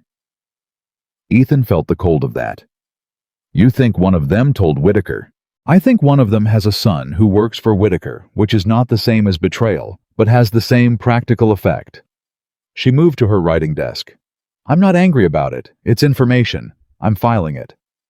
"You're filing it," Ethan said flatly. "People talk. Especially people who are scared. And everyone at that table is scared, Ethan, even the ones who hid it well. Whitaker has had years to make himself frightening in this valley. That doesn't undo overnight." She was already writing. "What matters now is that we get to Aldrich before Whitaker gets to us. Get that telegraph out today." The telegraph went out that afternoon. Aldrich's reply came back in 2 days. He could be in Billings by the following Friday. They would need to bring everything they had. On Wednesday evening, 3 days before they were to leave for Billings, Ethan was in the barn doing the last check on the horses when he smelled the smoke. He came out of the barn fast. The cattle barn on the east side was lit up like a lantern orange against the dark sky, the flames already into the roof by the time he saw them. He shouted, Billy came out of the bunkhouse at a run. Two other hands were on their feet and moving before Ethan had finished calling. They worked the water pump and the bucket line, and they saved the outer walls, and they saved the horses. But the roof came down, and it took a good portion of the east side with it, and when the sun came up in the morning, there was nothing left of a third of the barn but char and twisted timber. Margaret stood at the edge of it in the early light, very still, the same way she'd stood at the gate that first day, with his rifle pointed at her, just taking it in. Ethan stood beside her. "Accident," Billy said, because Billy still needed to believe people weren't that bad. "Dry summer. Could have been anything." "Could have," Ethan said. Margaret didn't say anything for a while. Then, "Billy, I need you to do something for me, and I need you not to ask me why yet." "Yes, ma'am. I need you to go around the south side of the barn away from where everyone's been walking this morning, and I need you to look at the ground without touching anything. Don't go past the first fence post. Just look." Billy looked at her. Then he went. He was back in 4 minutes. "There's boot tracks," he said. "Not ours. Too big to be mine, wrong sole pattern for either of the other hands." His voice had changed. "And there's something else. East corner where the wall burnt worst. Smells different than the rest of it." "Oil," Margaret said. It wasn't a question. Ethan turned to her. She was already walking toward the east corner, careful about where she put her feet, her eyes on the ground. "Margaret," Ethan said, and there was something in his voice that hadn't been there before, something that recognized what she was doing and where it was going. "Margaret, stop. Let me. I'm not made of glass," she said, not sharply, just plainly without breaking stride. "And if you go tramping over it before I've had a good look, we'll lose what's left." She crouched down at the corner. She looked. She did not touch. "The fire started here. You can tell by the burn pattern on what's left of the wall. Everything burns from the source out." She stood. Someone poured something here and lit it and walked out the south side where the grass was dry enough not to hold footprints. Except they cut the corner at the fence post and the earth was damp there from the water trough overflow. She turned back to him. "We have their boot size, and we have their direction of travel, and we have a smell that any judge in the territory will recognize as consistent with accelerant." She looked at him straight. "This is the escalation I told you was coming. He's frightened. We pushed the contract and he felt it, and now he's trying to frighten us into backing down." Ethan looked at the ruin of his barn. 11 years he'd worked this land. 11 years of post-hole digging and cattle driving and lean winters and everything. A man pours into a piece of ground he means to leave better than he found it, and some paid hand had walked up in the night and set a fire to it like it was nothing. He didn't speak for a moment. "Don't," Margaret said. He looked at her. "Don't go to Whitaker," she said. "I know what you're thinking, and I understand it, and I need you not to do it. Not today. Not before Billings." She crossed the distance between them, and she put her hand on his arm, and it was the most direct thing she'd touched since the day they'd shaken hands on the porch, and she held on. "If you go to him today, it'll look like what he wants it to look like. A desperate rancher throwing accusations after a barn fire, no proof, just anger. He's waiting for that, Ethan. He wants you furious and sloppy because furious and sloppy men don't win cases in territorial court." Her grip tightened. "Let me be angry for you. Let me put the anger into what we're taking to Aldrich. That's how we hurt him. Not with your fists. With the truth in front of a judge where he can't buy the outcome." He looked down at her hand on his arm. Then he looked at her face, at the clarity in it, the absolute controlled fury that she'd turned into something useful instead of something destructive. And he thought about Samuel Whitmore sitting up 9 nights with a man he barely knew because it was the right thing to do. And he thought that this was where that came from, this particular kind of stubborn, righteous patience, the willingness to do the hard thing instead of the satisfying one. "She is smarter than me. She is braver than me." The words from the letter came back to him, and he hadn't fully believed them when he'd first heard them because he hadn't yet had enough time to see what they meant. He believed them now. "All right," he said. She let go of his arm. "Good." She turned back toward the house. I'm going to write down everything we can document about this fire right now while it's fresh, and I'm going to attach it to the case file for Aldrich. What happened here is not separate from what Whitaker's been doing to this valley. It's the final proof of it. It's what a man does when the quiet methods stop working." She paused. "He just handed us the case, Ethan. He's desperate enough to be stupid, and stupid is exactly what we needed him to be." Billy was behind them, still holding his hat in his hands, with the look of a young man whose understanding of the world has just been permanently rearranged. "What do I tell the other hands?" he asked. "About the fire. Tell them what it was." Margaret said, not turning around. "An accident. Dry summer. Could have been anything." She glanced back at Ethan, and there was something in her eyes that wasn't soft and wasn't hard. It was just resolved. "Let Whitaker think it worked. Let him think we're scared. Frightened people don't travel to Billings to meet with lawyers. Let him spend the week thinking he's won." They left for Billings on Thursday night, a day early, without telling anyone but Pete Harrow, who was bringing his own documents and coming separately with Dorothy the following morning. Solomon Aldrich was not what either of them expected. They'd expected a city lawyer, polished and formal, the kind of man who made you feel the distance between his world and yours every time he opened his mouth. What they got was a man of 60 who looked like he'd spent more years outdoors than in, with a weathered face and reading spectacles and the habit of rolling his sleeves to the elbow when he worked, which he did at the hotel table where they met him the morning after arriving in Billings. He looked at the case file Margaret laid out for him, and he did not speak for a very long time. Pete and Dorothy Harrow were there, and Amos and Ruth Kettering, who'd made the ride themselves when Pete's letter reached them Thursday night. 6 people around a table in a Billings hotel room, and Margaret at the head of it again. "Walk me through the easement claims first," Aldrich said without looking up from the documents. Margaret walked him through them. He asked 2 questions. She answered both.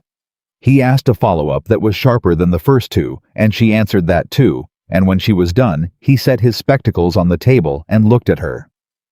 "Where did you learn to read land records?" he said. "I taught myself," Margaret said. "I had good source material and a reason to understand it." You cross-referenced the prescriptive easement statute with the territorial code on trespass. If his cattle were trespassing to reach the water, the prescriptive claim fails. That seemed important. "It's the center of the whole challenge," Aldrich said. He picked up one of the certified copies. "And the barn fire, the boot tracks, documented how I made a sketch with measurements the morning after.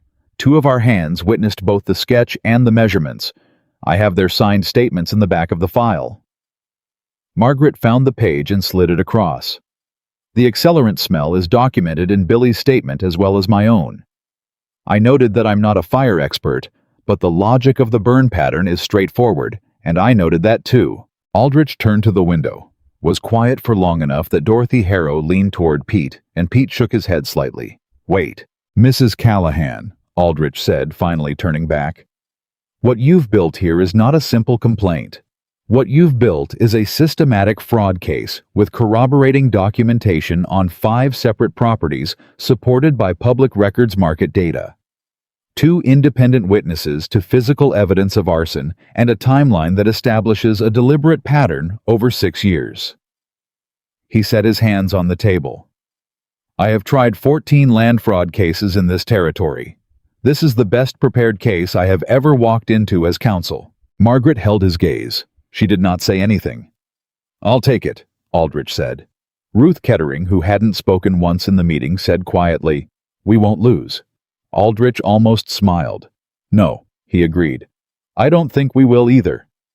When it was done, Ethan and Margaret walked out of the hotel into the Billings afternoon, and Dorothy Harrow hugged Margaret with a sudden fierceness that startled her. "First time in 3 years I felt like I could breathe," Dorothy said, still holding on.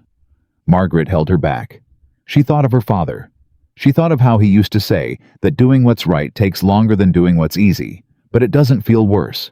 It feels better, even when it hurts. She thought he was correct about that. On the road home the next morning, Margaret slept. She went out within the first 20 minutes, head tipped back, satchel across her lap, and she slept the way people sleep when they have not truly rested in weeks, and their body finally decides to take what it needs regardless of permission. Ethan drove and let her sleep. He thought about the deed. He thought about her name on it next to his. He thought about the lock on the room off the kitchen, and the fact that she hadn't locked it in 3 weeks. And he understood what it meant, and he understood why he hadn't said anything about it. Because there are things that can survive being left unspoken, and things that cannot, and he was smart enough finally to know the difference. She slept for 2 hours.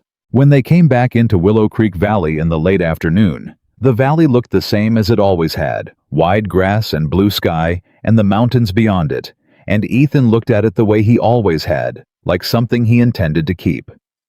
The ranch came into view, and standing at the gate, his horse tied to the post, his hat in his hand, and his face arranged into the expression of a man who considers himself in full control of the situation, was Charles Whitaker. Margaret saw him the same moment Ethan did.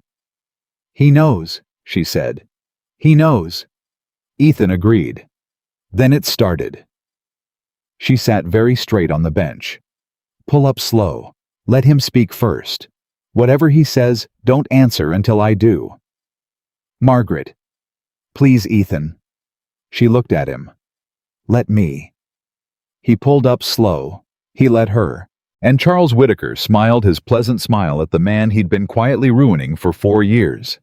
And then he looked at the woman beside him, the heavy plain woman from Missouri that everyone in this valley had underestimated since the day she arrived. And his smile held, but only just. "Callahan," Whitaker said. "Glad I caught you. We need to talk." Margaret Callahan looked down at him from the wagon bench, with 6 years of documented fraud in the satchel on her lap, and she said in a voice as calm and level as still water, "We certainly do, Mr. Whitaker. Step into the yard. This is going to take a while." Whitaker stepped into the yard like a man who owned it. That was his habit, Ethan understood now. Every space Whitaker entered, he moved through it as though the paperwork transferring it to his name was already filed, and he was simply waiting on the ink to dry. He did it at the church, at the feed store, at every piece of ground in this valley he'd spent 6 years maneuvering to acquire. The walk itself was a negotiating tactic, and Ethan had never recognized it as such until the woman beside him had taught him to read what men like Whitaker did when they thought nobody was looking. Margaret came down from the wagon bench without assistance, and she did not step aside. She stood square in front of Whitaker, and she looked at him the way she looked at a column of figures that didn't add up, with complete attention and no particular emotion. Whitaker's smile didn't waver, but his eyes moved to her and stayed there a half-second longer than a comfortable man's eyes would. "Mr. Callahan," Whitaker said, addressing Ethan, "I think we both know this situation has gotten away from us a little. I'd like to discuss it between us, neighbor to neighbor, and get it back on good footing. I'm sure Mrs. Callahan has other things she'd prefer to—" "Mrs. Callahan stays," Ethan said. A pause. Brief, but there. "Of course. Whatever makes you comfortable." Whitaker spread his hands. "I'll be straight with you, Ethan. I've heard some talk about legal proceedings, claims about contracts and land records. I don't know where these ideas came from, but I think before either of us does something we can't undo, it's worth sitting down and talking like men who've been neighbors for years." "We have been neighbors for years," Ethan said, "during which time you filed a fraudulent easement claim on my eastern water without telling me it existed." Whitaker's face didn't change. That was the thing about him. He'd had years of practice keeping that pleasant face exactly where it was, regardless of what was happening underneath it. "That was a county surveying matter. A clerical—" "Mr. Whitaker," Margaret said. Both men looked at her. "I have the certified records from the Helena County office. Filed copies dated and stamped. I have the territorial code on prescriptive easement rights. I have the property maps showing the 40 yards of public land between your eastern fence and Mr. Callahan's property line, which means your cattle were trespassing to reach that water, which means the prescriptive claim fails under territorial law." She said it the way she said everything, level factual without heat. "I also have 4 years of cattle contract records showing you paid Mr. Callahan $2 per head below market rate, above and beyond the legitimate market decline, which over the volume of his herd constitutes fraud in excess of $3,000. And I have a signed statement from 2 witnesses and physical evidence documentation from the fire that destroyed a portion of this ranch's east barn 3 days ago. She paused. So when you say clerical error, Mr. Whitaker, I'd like to know specifically which document you're referring to, because I have certified copies of all of them, and I've read every one. The yard went very quiet. Whitaker looked at her for a long moment. The pleasant face held. The eyes behind it were doing something different.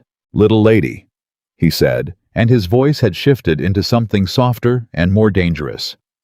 "I can see you've been working very hard on your husband's behalf. That's admirable. But what you've put together there is a lot of paperwork that I'm sure looks very concerning to someone who doesn't have experience with how land and contracts actually work in this territory.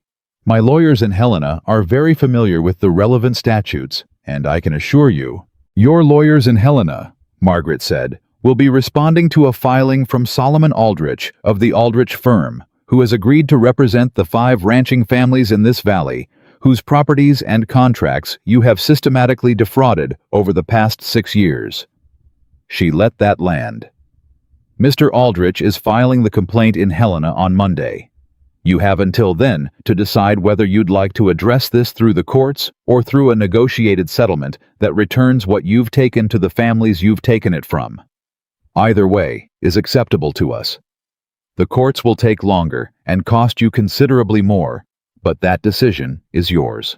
Whitaker turned to Ethan, and this was the moment Ethan understood Margaret had been preparing him for since the night on the wagon when she'd said, "Don't answer until I do." Because what Whitaker was doing now was the thing she'd warned him about. The man-to-man turn. The look that said, "Pull your wife back. Let us handle this. Be the kind of man who runs his own affairs." Ethan tipped his hat. "You heard my wife," he said. Whitaker's pleasant face cracked. Not badly, not in a way most people would see. But Ethan had spent 11 years reading weather and animals and the small signals that told you what was coming before it arrived, and he saw it. The jaw tightened. The eyes went flat. The hands, which had been loose and open, closed just slightly at the sides. "Ethan," Whitaker said, and the neighbor-to-neighbor warmth was gone from his voice. "You have a burned barn. You have a wife you've known for 2 months who's been filling your head with stories she found in record books. You have a pile of paper that a good lawyer will pick apart in an afternoon, and you have no idea what you're walking into." He stepped closer, and now he was speaking the way a man speaks when he's decided the civilities are over. "I've been in this valley for 20 years. I have relationships with every judge in this territory, every land office, every man who matters in Helena. You want to make me an enemy over a water easement and a cattle contract. Over 6 years of fraud against 5 families, Ethan said. "Yeah, I do." Whitaker looked at him a long moment. Then he looked at Margaret. "You're very clever," he said to her, and the pleasantness was entirely gone now, and what was underneath it was uglier than Ethan had imagined. "You came here with nothing, and you've convinced this man to bet his ranch on your paperwork.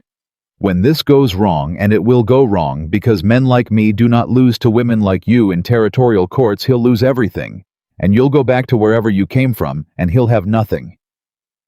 He turned back to Ethan. "Think hard about what you're really risking here. Not just land. Everything you've built." He put on his hat. He walked to his horse.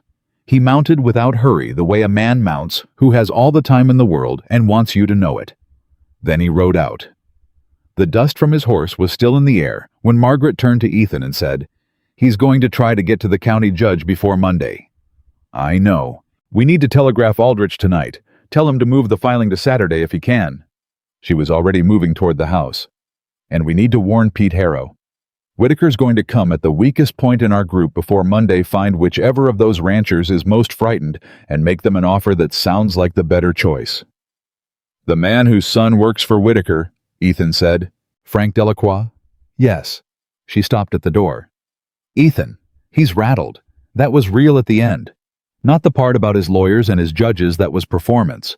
The part about men like him and women like me that was the truth of what he thinks. And frightened people who believe they're better than you make mistakes. She looked at him. We just have to be standing there when he makes his. The telegraph went to Aldrich that night. Aldrich's reply came back within the hour. He would file Saturday morning. What happened next, no one in Willow Creek Valley predicted. Friday morning, Frank Delacroix came to the Callahan ranch. He came alone without his wife, which told Ethan something before the man even opened his mouth. He stood in the yard turning his hat in his hands, and he had the look of a man who'd made a decision in the dark and was still not sure it was the right one. "Whitaker came to me last night," he said.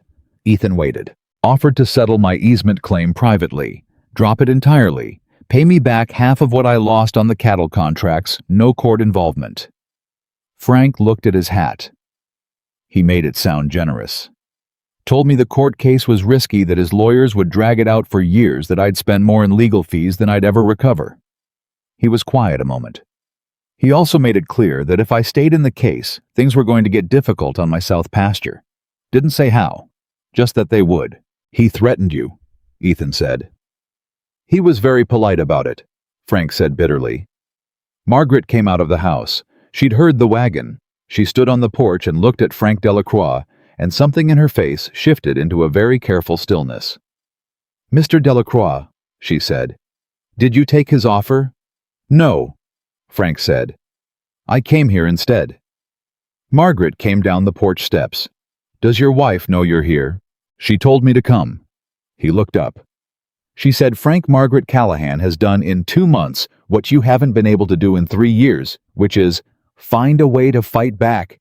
And if you take Whitaker's money and walk away, you'll spend the rest of your life knowing you left your neighbors to it alone." "She wasn't wrong." "She isn't," Margaret said. She turned to Ethan. "He tried to buy Frank off because he needs to break the coalition. One ranch dropping the case weakens the whole pattern we're presenting." She looked back at Frank. "You held. Thank you for that." Frank nodded once short. "What do we do now?" "Now," Margaret said, "we do nothing. Aldrich files Saturday morning. By Monday, Whitaker won't be making any more offers because he'll be the one responding to court filings instead of the other way around." Saturday came. Billy rode to the telegraph office at 9 in the morning and came back at 11 with a single line on a paper that he handed to Margaret without a word. She read it. Then she set it face down on the table.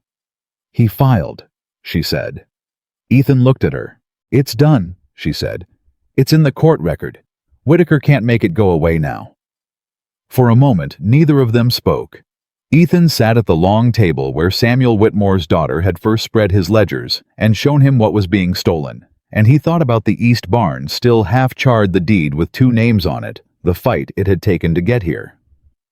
"Your father would have liked this," he said. "He would have poured a whiskey," Margaret said. "Just the one, and raised it to the room." She looked at him. "You got any whiskey?" He got the whiskey. They raised their glasses and drank, and it was the most ceremony either of them had managed, and it was enough. What happened in the weeks that followed shook Willow Creek harder than anything since the dry summer of 1879. Whitaker's lawyers in Helena were very good, but Aldrich was better. The complaint laid out the 6-year fraud case in full, all 5 ranches, all documented, all cross-referenced and certified. And the territorial court judge assigned to the case was a man named Beaumont, who had a personal history with land fraud from his own family's experience in Kansas, and no patience for the kind of quiet, systematic theft that Whitaker had been running. Whitaker's lawyers fought back systematically. They challenged the documentation. Aldrich responded with certified copies and a 40-page rebuttal that Margaret had spent 10 days writing. They challenged the collective standing of the 5 ranchers. Aldrich answered with 3 territorial code precedents Margaret had found in a law reference borrowed from the county clerk and read in a single weekend. Then Whitaker offered a settlement. It came through his lawyers considerably less generous than what he had offered Frank Delacroix privately, which told everyone at the table exactly how seriously he was taking the case now. Aldrich brought the offer to the Callahan kitchen on a Thursday evening, all 5 families at the long table. Amos Kettering read it twice. "It's not enough." "No," Aldrich said. "It's not." Margaret looked at Frank Delacroix. "You were the one he came to first. You held when you could have taken the easy way. What do you want? Frank was quiet a moment. Then, I want to stand in front of that judge. I want it said out loud what he did. Not in a private letter with a confidentiality clause. Out loud. My son quit the Whitaker Ranch last week because I made him. I want the public record that proves I was right. The table made its decision without another word needing to be said. They refused the settlement. In the weeks before the trial, Whitaker tried to undo what they had built. He sent a man to pressure the county clerk's assistant into recanting his testimony. The assistant came straight to Aldrich instead and added witness tampering to the record. Whitaker filed a counter-complaint against Ethan for defamation. Aldrich had it dismissed in 4 days. And Whitaker's foreman, Doyle, rode onto the Callahan Ranch in the 3rd week of September to deliver a loud warning that Ethan was going to regret what his wife had started. Ethan walked up to Doyle until he was close enough to speak quietly, which meant Doyle had to choose between holding his ground and looking down at a man who was not scared of him, or backing up and looking like he was scared of Ethan. Doyle held his ground, which Ethan had expected. "Tell your boss," Ethan said, "that his foreman just gave us one more item for the court record. Billy." He raised his voice without taking his eyes off Doyle. "Write down what time it is and what Mr. Doyle said, and get your signature and the other hand's signatures on it before supper." "Yes, sir," Billy said. Doyle rode off. When Ethan came inside, Margaret was at her desk, and she'd heard all of it through the open window. "You handled that well?" she said. "I had a good teacher."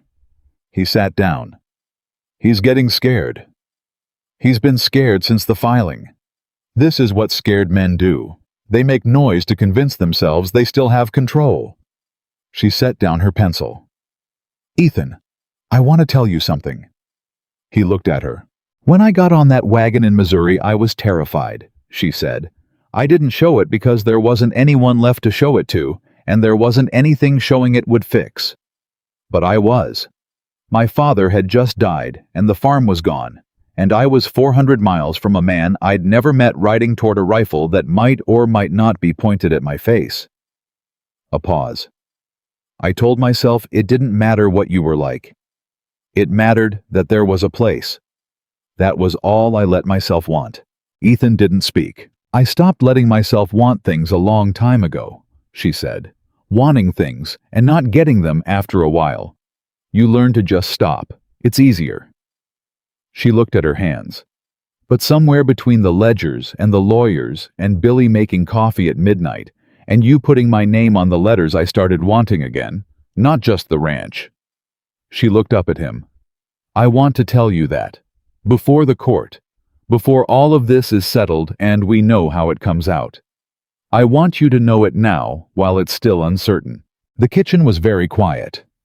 Ethan sat with her words in the space between them, in the place where two people who've stopped believing in things find themselves unexpectedly believing again.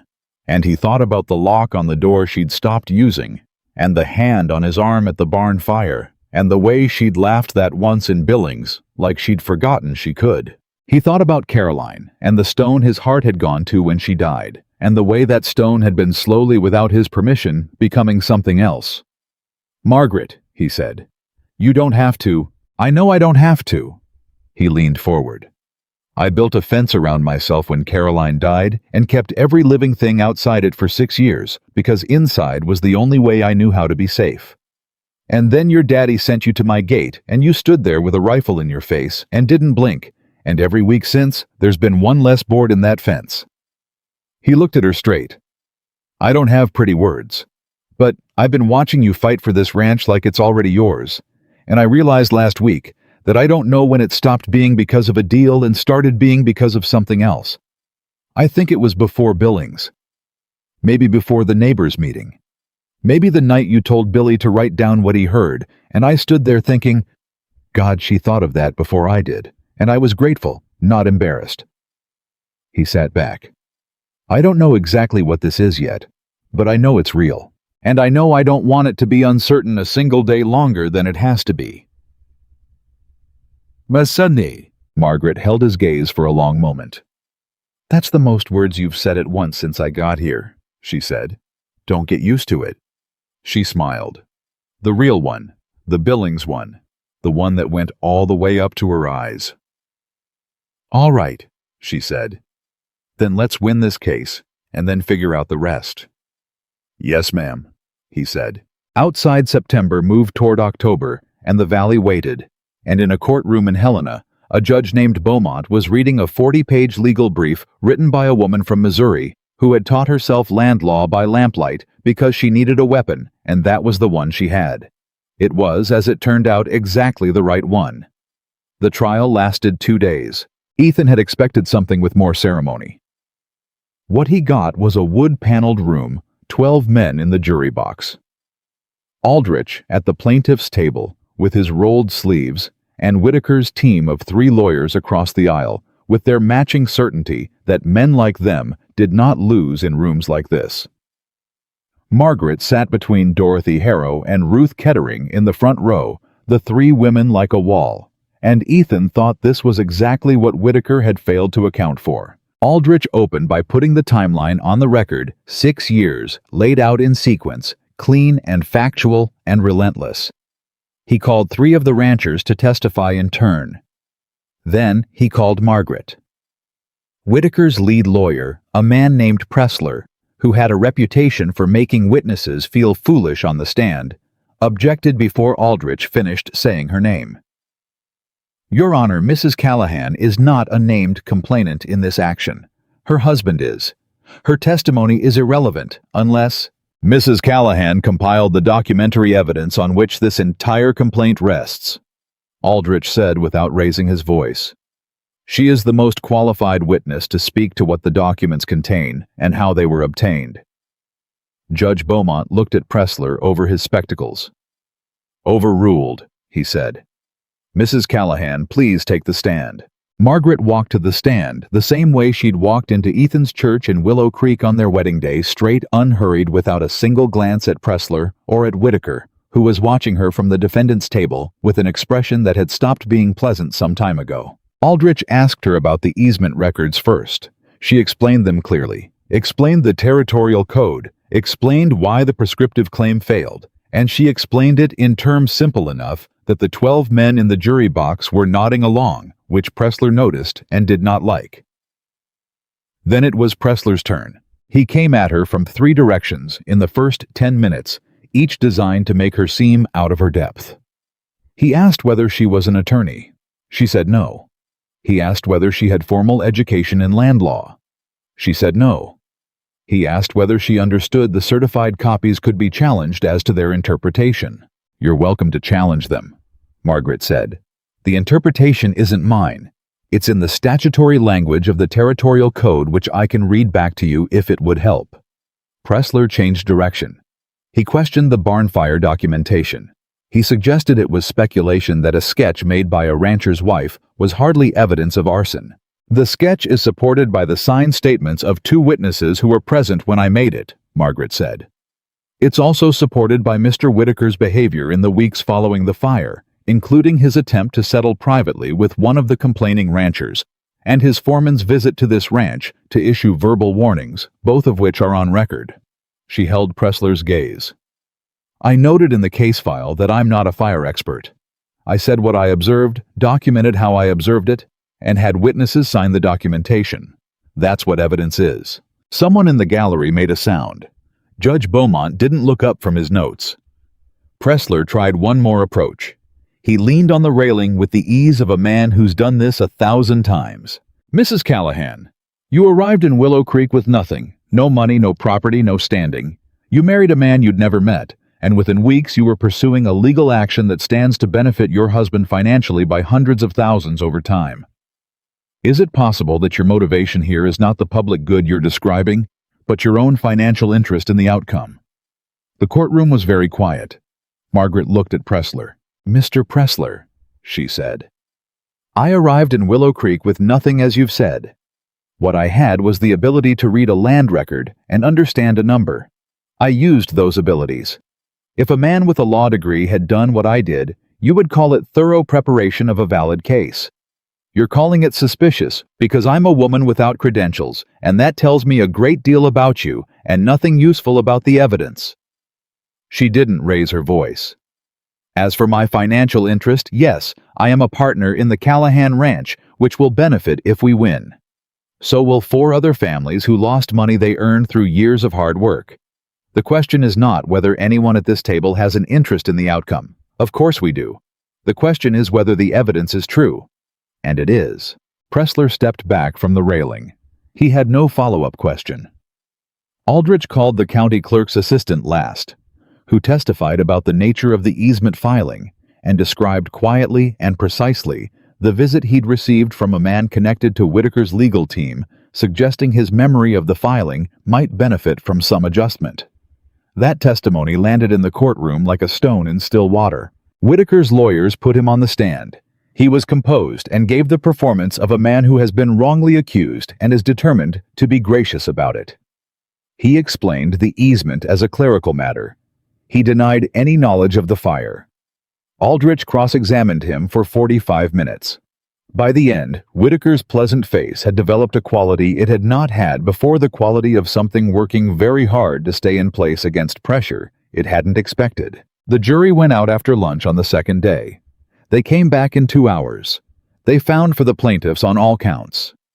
Ethan sat very still. Margaret beside him sat equally still.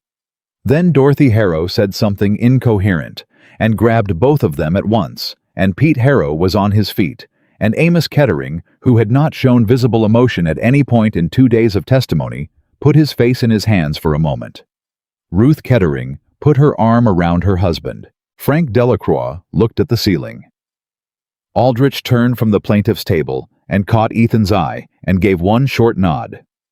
Whitaker sat at the defendant's table with his hat on his knee, and the pleasant face was entirely gone, and what was left without it was smaller than Ethan would have expected. Small and tired and old. Ethan didn't feel what he'd thought he'd feel.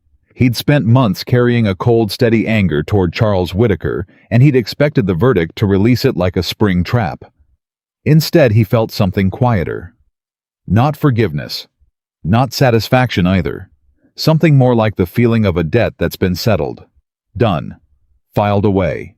Margaret stood. She smoothed the front of her dress. She picked up the satchel, the same one she'd carried off that wagon the first day, and she looked at him. "Ready to go home?" she asked. Ethan stood. "Yeah," he said. "Let's go home." They walked out of that courthouse into the October afternoon, and Ethan looked at the sky and thought about his east barn waiting to be rebuilt, and the deed on his kitchen table with 2 names on it, and the woman beside him who had made all of it happen in the space of 4 months, starting from a gray dress and a suitcase, and a dead man's faith that she was worth protecting. "Your father was right," Ethan said. Margaret was quiet a moment. "Which part?" she said. "All of it," he said. "Every single word." She took his arm, not the way she'd taken it at the barn fire, holding on out of urgency, but the way a person takes the arm of someone they've decided to walk beside. And they went down the courthouse steps together into the afternoon, and the valley was waiting for them. The ride back to Willow Creek from Helena took 3 days. On the first night, they camped outside a small town neither of them knew the name of, and Margaret made coffee over the fire, and they sat with the case file between them, not because there was anything left to do with it, but because putting it away felt like a thing that required ceremony neither of them had yet figured out how to provide. The verdict was real. They both knew it was real. But real things sometimes need a night's sleep before they become fully true. "They're going to come to you," Ethan said. "The other women in the valley, when we get back." "Why do you say that?" "Because Dorothy Harrow already told Pete she wants to learn what you did with the records. And Ruth Kettering told Amos she intends to go through their own contracts the same way you went through mine." He looked at her across the fire. "And because word travels in a small valley, and the word that's going to travel from that courtroom is going to be about you. Not Aldrich. Not me. You." Margaret was quiet for a moment. "Let them come," she said finally. "I'll teach them everything I know. That's going to make some men in this valley very uncomfortable." "Yes," she said, "it will." And there was no apology in it, and no satisfaction either, just the plain fact of it. the same way she stated everything true. On the second night, Ethan said, "I want to rebuild the barn before the first snow." "I know. It'll take most of November." "I know. I already priced the lumber. It's in the side pocket of the satchel." He looked at her. "I priced it 3 weeks ago," she said. "Before the trial. I didn't want to wait." "You priced the lumber before we knew we'd win." "I priced it because we were going to need a barn regardless of what the judge said." She pulled the satchel closer and didn't look at him. "Winning the case doesn't change the fact that the barn needs a roof, Ethan. Losing it wouldn't have changed it either. The work is the work." He sat with that for a while. "Margaret," he said. "Yes, I want to say something, and I need you to let me finish before you redirect me to a problem that needs solving." She set the satchel down. She looked at him. "All right," she said. "I know what I said when you arrived. A partnership. Nothing more. Your room, your life, your choice every day." He turned his hat in his hands. "I meant all of it. I still mean it. You've got your choice every morning, same as I said. But I want you to know that my choice has changed." He looked up. "I don't want a business partner, Margaret. I want my wife. Not because your daddy asked me. Not because of the ranch. Because 4 months ago, a woman came to my gate and stood in front of my rifle without blinking. And somewhere between the ledgers and the lawyers, and the way you told Billy not to feel stupid about his math, I fell in love with her, and I'd like to know if she's of any mind to let me." The fire crackled. Margaret sat very still. "You're not a man who says things he doesn't mean," she said at last. "No. You said that to me about my father first week. I've been watching to see if it was true of you too." Her voice was careful the way it got when she was handling something she didn't want to break. "It's true of you." So yes," Margaret said. "I am of a mind to let you." Her voice wasn't quite steady, and she didn't try to make it steady, which was its own kind of answer. "I've been in love with you since somewhere around the night you told Billy to make sure I get the same prices at the mercantile, if I'm being honest, which seems like the right time to start." Ethan was quiet a moment. "That was in the first month," he said. "I know when it was." "You've been carrying that around for 3 months. I told you I was good at not wanting things," she said. "I got better at it than was probably healthy." Ethan set his hat on his knee. He reached across the fire, not far, not dramatically, and he put his hand over hers on top of the satchel. She turned her hand over and held on the way. She'd held on at the barn fire, except this time there was no urgency in it, just intention. A choice plain and clear. "All right then," he said. "All right," she said. They sat like that a while with the fire between them and the plains around them and the stars coming up overhead, and neither of them said anything else because there wasn't anything else that needed saying that night. They came back into Willow Creek Valley on a Thursday afternoon, and the valley was different. Not in any way you could point to easily. The grass was the same, the sky the same, the mountains, the same blue distance they'd always been. But the quality of the air when Ethan drove the wagon through town was different, and he felt it before he could name it the way you feel a change in weather before the first cloud shows. People looked at them, not the way they'd looked at Margaret when she first arrived, not with the assessing smirk or the pitying tilt of the head. They looked at them the way people look at something they didn't expect and are still working out how to feel about. Mrs. Archer from the mercantile was on the boardwalk when they came through, and she looked at Margaret, and then she looked away, and then she looked back, and Ethan saw the woman make a decision on her face. She tipped her head. A small thing, but a real one. "Did she just nod at me?" Margaret asked quietly. "She did." "Mrs. Archer, who told the whole town I married you for the land." "The same." Margaret said nothing for a moment. Then, "Well, people can change. Some of them," Ethan said. "The ones worth knowing." At the ranch, Billy was in the yard before they'd stopped moving, which was Billy's way, and he was talking before he'd reached them, which was also Billy's way. "Mr. Aldrich sent a letter ahead," he said, taking the horse's bridle. "Came yesterday, and Pete Harrow came by this morning, left a note. And there's a woman from town, a Mrs. Lester. She sent a pie and asked if Mrs. Callahan could visit when she has a moment. Ethan climbed down. A pie. Apple. It's on the kitchen table. Ethan looked at Margaret. Margaret was looking at Billy with the expression she got when she was adding things up in her head. What did Aldrich's letter say? She asked. Something about the court order and an enforcement date. They went inside. Aldrich's letter was on the desk and Margaret read it standing still in her coat, the satchel not yet set down. The court has issued the enforcement order, she said. Whitaker has 30 days to satisfy the damages judgment or the court will begin seizing assets. She looked up.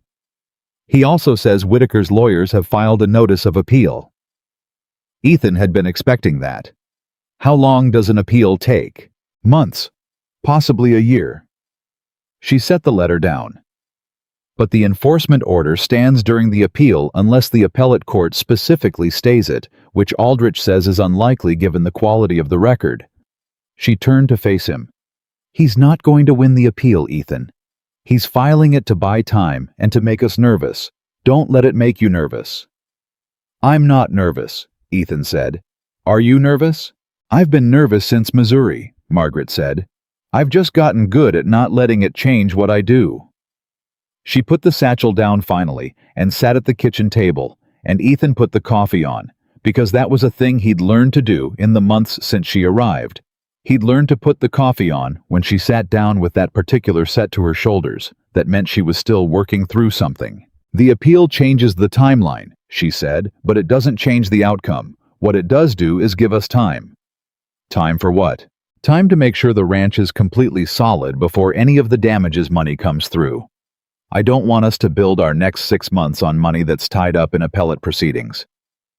She pulled the lumber estimate from the satchel's side pocket and set it on the table. Barn first, then the east fence.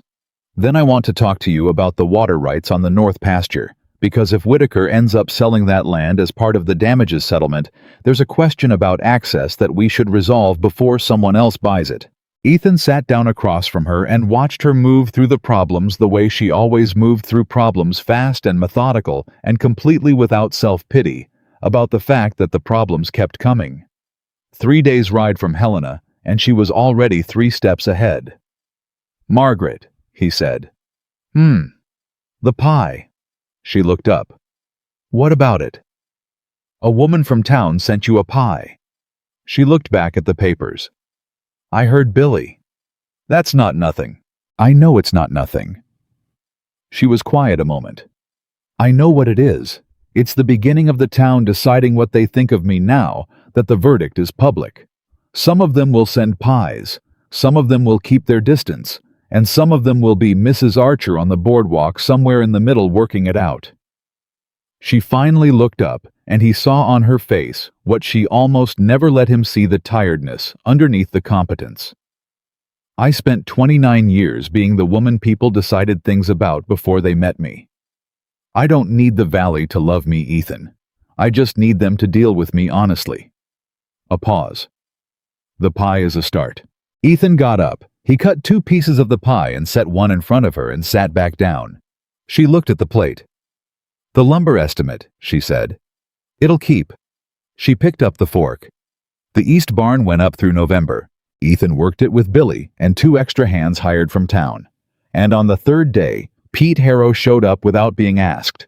And by the 2nd week, there were 6 men working the rebuild, and Margaret was managing the materials list from the kitchen table, and the barn was fully framed by the 15th. Can I say something, Mrs. Callahan? Billy said the day they raised the last beam. You always do, Billy. When you first got here, I thought whatever the town thought. I was wrong inside the first 2 weeks. He turned his hat in his hands. The night you told me I'd put the inventory numbers in the wrong column, you didn't make me feel stupid. You just showed me how to do it right and moved on. My daddy always made me feel small when I got a number wrong, said I wasn't cut out for figures. He looked at the new barn going up. You showed me different. Margaret looked at him. Your daddy was wrong about you, she said. For what it's worth. Yes, ma'am, Billy said. I reckon he was.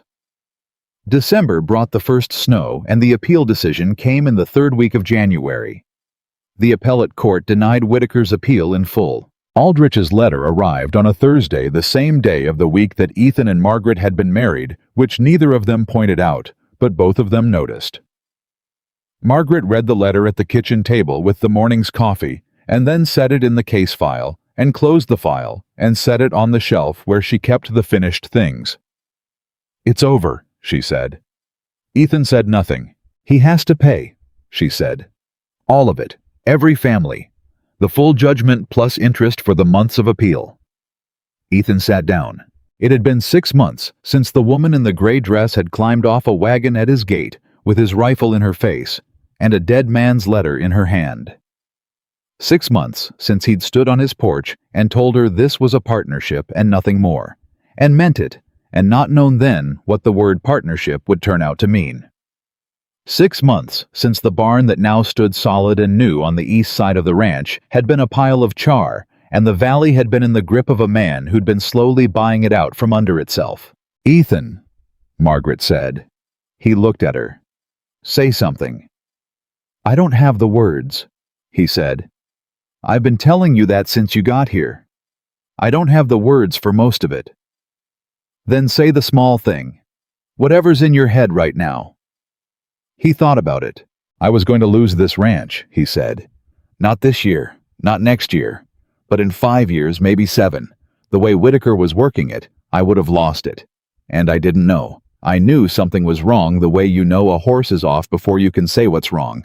But I couldn't name it, and I couldn't fix it, and I was just going to keep working and watching it go wrong and not know why."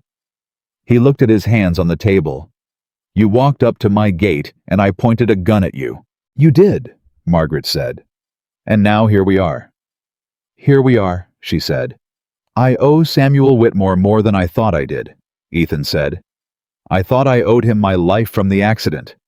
Turns out I owed him the whole thing. The life I was going to have as well as the life I'd already lived." Margaret was quiet for a long time. "He knew what he was doing," she said finally. "He'd known you for 11 years, even at a distance, and he knew what you were, and he knew what I was, and he sat in his dying, and he thought about it carefully, and he decided we'd be good for each other." She looked at the closed case file on the shelf. "He told me once that the best thing one person can do for another is to see them clearly and love them anyway, not in spite of what they are, just including it." She looked back at Ethan. "He saw you clearly, Ethan. And he saw me. And he thought the two of us together would be more than either of us alone." "He was right," Ethan said. "He was right," she agreed. And then softer, "I wish he could have known." "He knew," Ethan said. "He knew before he wrote the letter. That's why he wrote it." She looked at him for a moment. Then she reached across the table and put her hand over his, and he turned his hand over and held on. They sat like that for a while. Two people who had each stopped believing in the future and then found it again in the most unlikely of arrangements, in a dead man's faith, and a rifle lowered in a dusty yard, and 4 months of ledgers and lawyers, and 1 apple pie from a woman who'd changed her mind. The town took the better part of a year to fully reckon with what had happened. The woman who'd said in the third pew that Margaret was twice the size of Ethan came to a Thursday morning session in February and sat in the back and didn't speak for 2 hours, and then asked a question about water access rights that showed she'd been paying close attention the whole time. Mrs. Archer at the Mercantile worked her way from a small boardwalk nod to a genuine apology by summer. "I said things about you before I knew you. I was wrong." Margaret thanked her and meant it. People can change. Some of them. The ones worth knowing. The damages judgment came through in full in March. All 5 families paid in the amounts the court had ordered, plus the interest that had accrued through the appeal. Whitaker liquidated 2 of his eastern properties to satisfy the judgment and sold off a portion of his cattle operation. "Men like him don't leave," she said when someone brought it up at one of the Thursday sessions. "They stay and they contract, and over time they become something smaller, and eventually the valley just goes around them like water around a stone. What matters is that he doesn't have the reach anymore. He can't squeeze the small ranches because the small ranches know what he was doing now. Sunlight, as my father used to say, is the best disinfectant. The spring brought planting and cattle and the ordinary urgent business of a ranch moving into its best financial year in a decade. Margaret renegotiated 2 more supply contracts, brought in a 3rd buyer for the cattle, alongside the Billings connection, and spent 3 weeks working with Pete Harrow to document and file a formal challenge to a water claim that a speculator from out of territory had quietly filed on a creek that served 4 ranches. That challenge was resolved in 6 weeks, in the rancher's favor. "You know what you've become," Pete Harrow said to her one afternoon in the spring after the water claim resolution letter arrived. "What's that?" "The person people bring their problems to," Pete said. "A year ago, this valley didn't have anyone like that. Just people fighting their problems alone the way Whitaker wanted it. Now they've got you." Margaret looked at the letter in her hands. She thought about a wagon bench and 400 miles of road and a man she'd never met and a rifle she hadn't known whether to expect or not. "My father would say I stumbled into it," she said. "Did you?" Pete asked. She thought about it. "No," she said. "I think he planned it. He knew both of us, and he trusted what he knew." She set the letter down. He was a plain man. He didn't have much, but he had that. He knew people the way some people can see through weather to what's coming. Pete Harrow nodded slowly. "Sounds like a man worth knowing." "He was the best man I ever knew," Margaret said, "until I met his match." The ranchers who benefited from the verdict would tell you it was about justice and the law working as it should. The women of Willow Creek would tell it differently. They would tell you about the Thursday mornings. Margaret opened the kitchen. The ledger book spread on the long table the way she taught Dorothy Harrow to read a cattle contract and showed Ruth Kettering how to file a water rights claim, and how word spread until women came from ranches a day's ride away. They would tell you about Dorothy Harrow's daughter, 17 years old, and wanting to be a lawyer, who got enrollment at a school in Billings. On the strength of a letter, Margaret wrote the first such offer the school had ever made to a female student. And they would tell you about Billy, who turned out to have a head for figures, after all, who became the ranch's business manager by 25, and who always said he had a good teacher, who never once made him feel stupid about what he didn't know. And Ethan would tell it the way Ethan told everything, short and plain, and with the minimum amount of words that could hold the truth. He would say the day Margaret Callahan arrived at this ranch, I aimed a rifle at her. He would say I had not yet learned that the bravest thing a man can do is lower the gun. He would say she taught me that along with everything else. The deed to the Callahan Ranch, filed with the county office in the spring following the verdict, listed 2 names. Margaret held the copy of the deed for a long time the evening it arrived. E. and M. Callahan, she read. In that order, because you said alphabetical was silly, Ethan said. It is silly. My name should be first. Your name is on the deed. My name is on the deed, she said, and something in her voice did what it had done on the night she'd told him she'd been in love with him since the first month, and had carried it alone for 3 months. It went quiet and real, and underneath all the competence, there was the plain human being who had wanted this, and not believed she would have it, and now had it. She set the deed on the table. She turned to face him. And Ethan Callahan, who had once been the loneliest man in Willow Creek Valley, who had built his fence high and kept the gate locked and convinced himself he wanted it that way, looked at his wife in the kitchen of the ranch they both owned and thought about Samuel Whitmore digging him out from under a fallen corral with bare hands and a busted shovel, and about the promise he'd made in a grateful handshake, and about the way that promise had come back to him 11 years later in the form of a woman with a gray dress and a straight spine, and a mind like a steel trap, and a heart that had been waiting same as his for someone willing to see it clearly and love it anyway. He tipped his hat to her. Old habit, old instinct. The gesture that had surprised him the first time he'd done it the night of their first supper, when he'd caught himself doing it and hadn't taken it back.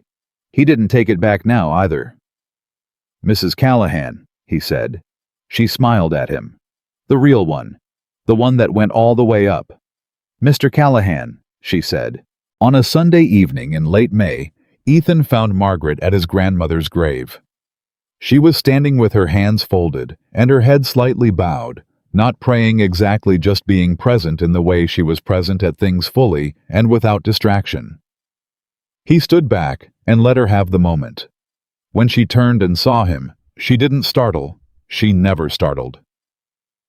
"I was telling her," Margaret said. "Telling her what? That her ring is in good hands." She looked down at the plain gold band on her finger. "I've been meaning to come. It felt like something I should do. Introduce myself properly." Ethan walked over and stood beside her at the grave. "She would have liked you," he said. "She used to say that the women who kept this country going were mostly invisible because the work they did got done indoors and in the books and in the holding things together, and nobody writes poems about holding things together." "No," Margaret said. "They don't." They stood a while at the grave, the two of them in the good evening air. "Ethan," she said. "Yeah, I want to write to my father's grave. I want to write him a letter and put it in the ground beside the marker. Tell him what happened." She was looking at the grave. "Tell him he was right. Tell him I found the place. Tell him the ring fits." Ethan was quiet for a moment. Then, "Write the letter. I'll ride with you to Missouri when you're ready to take it." She looked at him. "That's a long ride," she said. "It is," he said. "Pack good boots." And Margaret Whitmore, who had become Margaret Callahan on a gray Thursday, in a small church in a valley that hadn't known what to do with her, who had arrived with a suitcase and a dead man's faith, and not one single thing else, who had built a case and won a trial, and rebuilt a barn, and opened a kitchen on Thursday mornings, and taught every woman who came through that door that what she carried in her head was worth more than anything a small world had ever told her to leave behind. Looked at the man who had lowered the gun and smiled, the real smile, the Billings one, the one that went all the way up. "All right," she said. She took his arm, and they walked back to their ranch together in the evening light. Two people who had each been told in their different ways that they were not enough, that they were too much, that love was not for them, and the future was already written, and the gate was closed, and the world had already decided, and who had found each other anyway, across 400 miles, and a dead man's faith, and one perfect letter that had said all the true things a father could say. Some debts don't get settled. They get transformed into something better than what they were. The loneliest rancher in Willow Creek Valley was not lonely anymore, and the woman everyone had underestimated had always known exactly what she was worth. She had just been waiting for the world to catch up,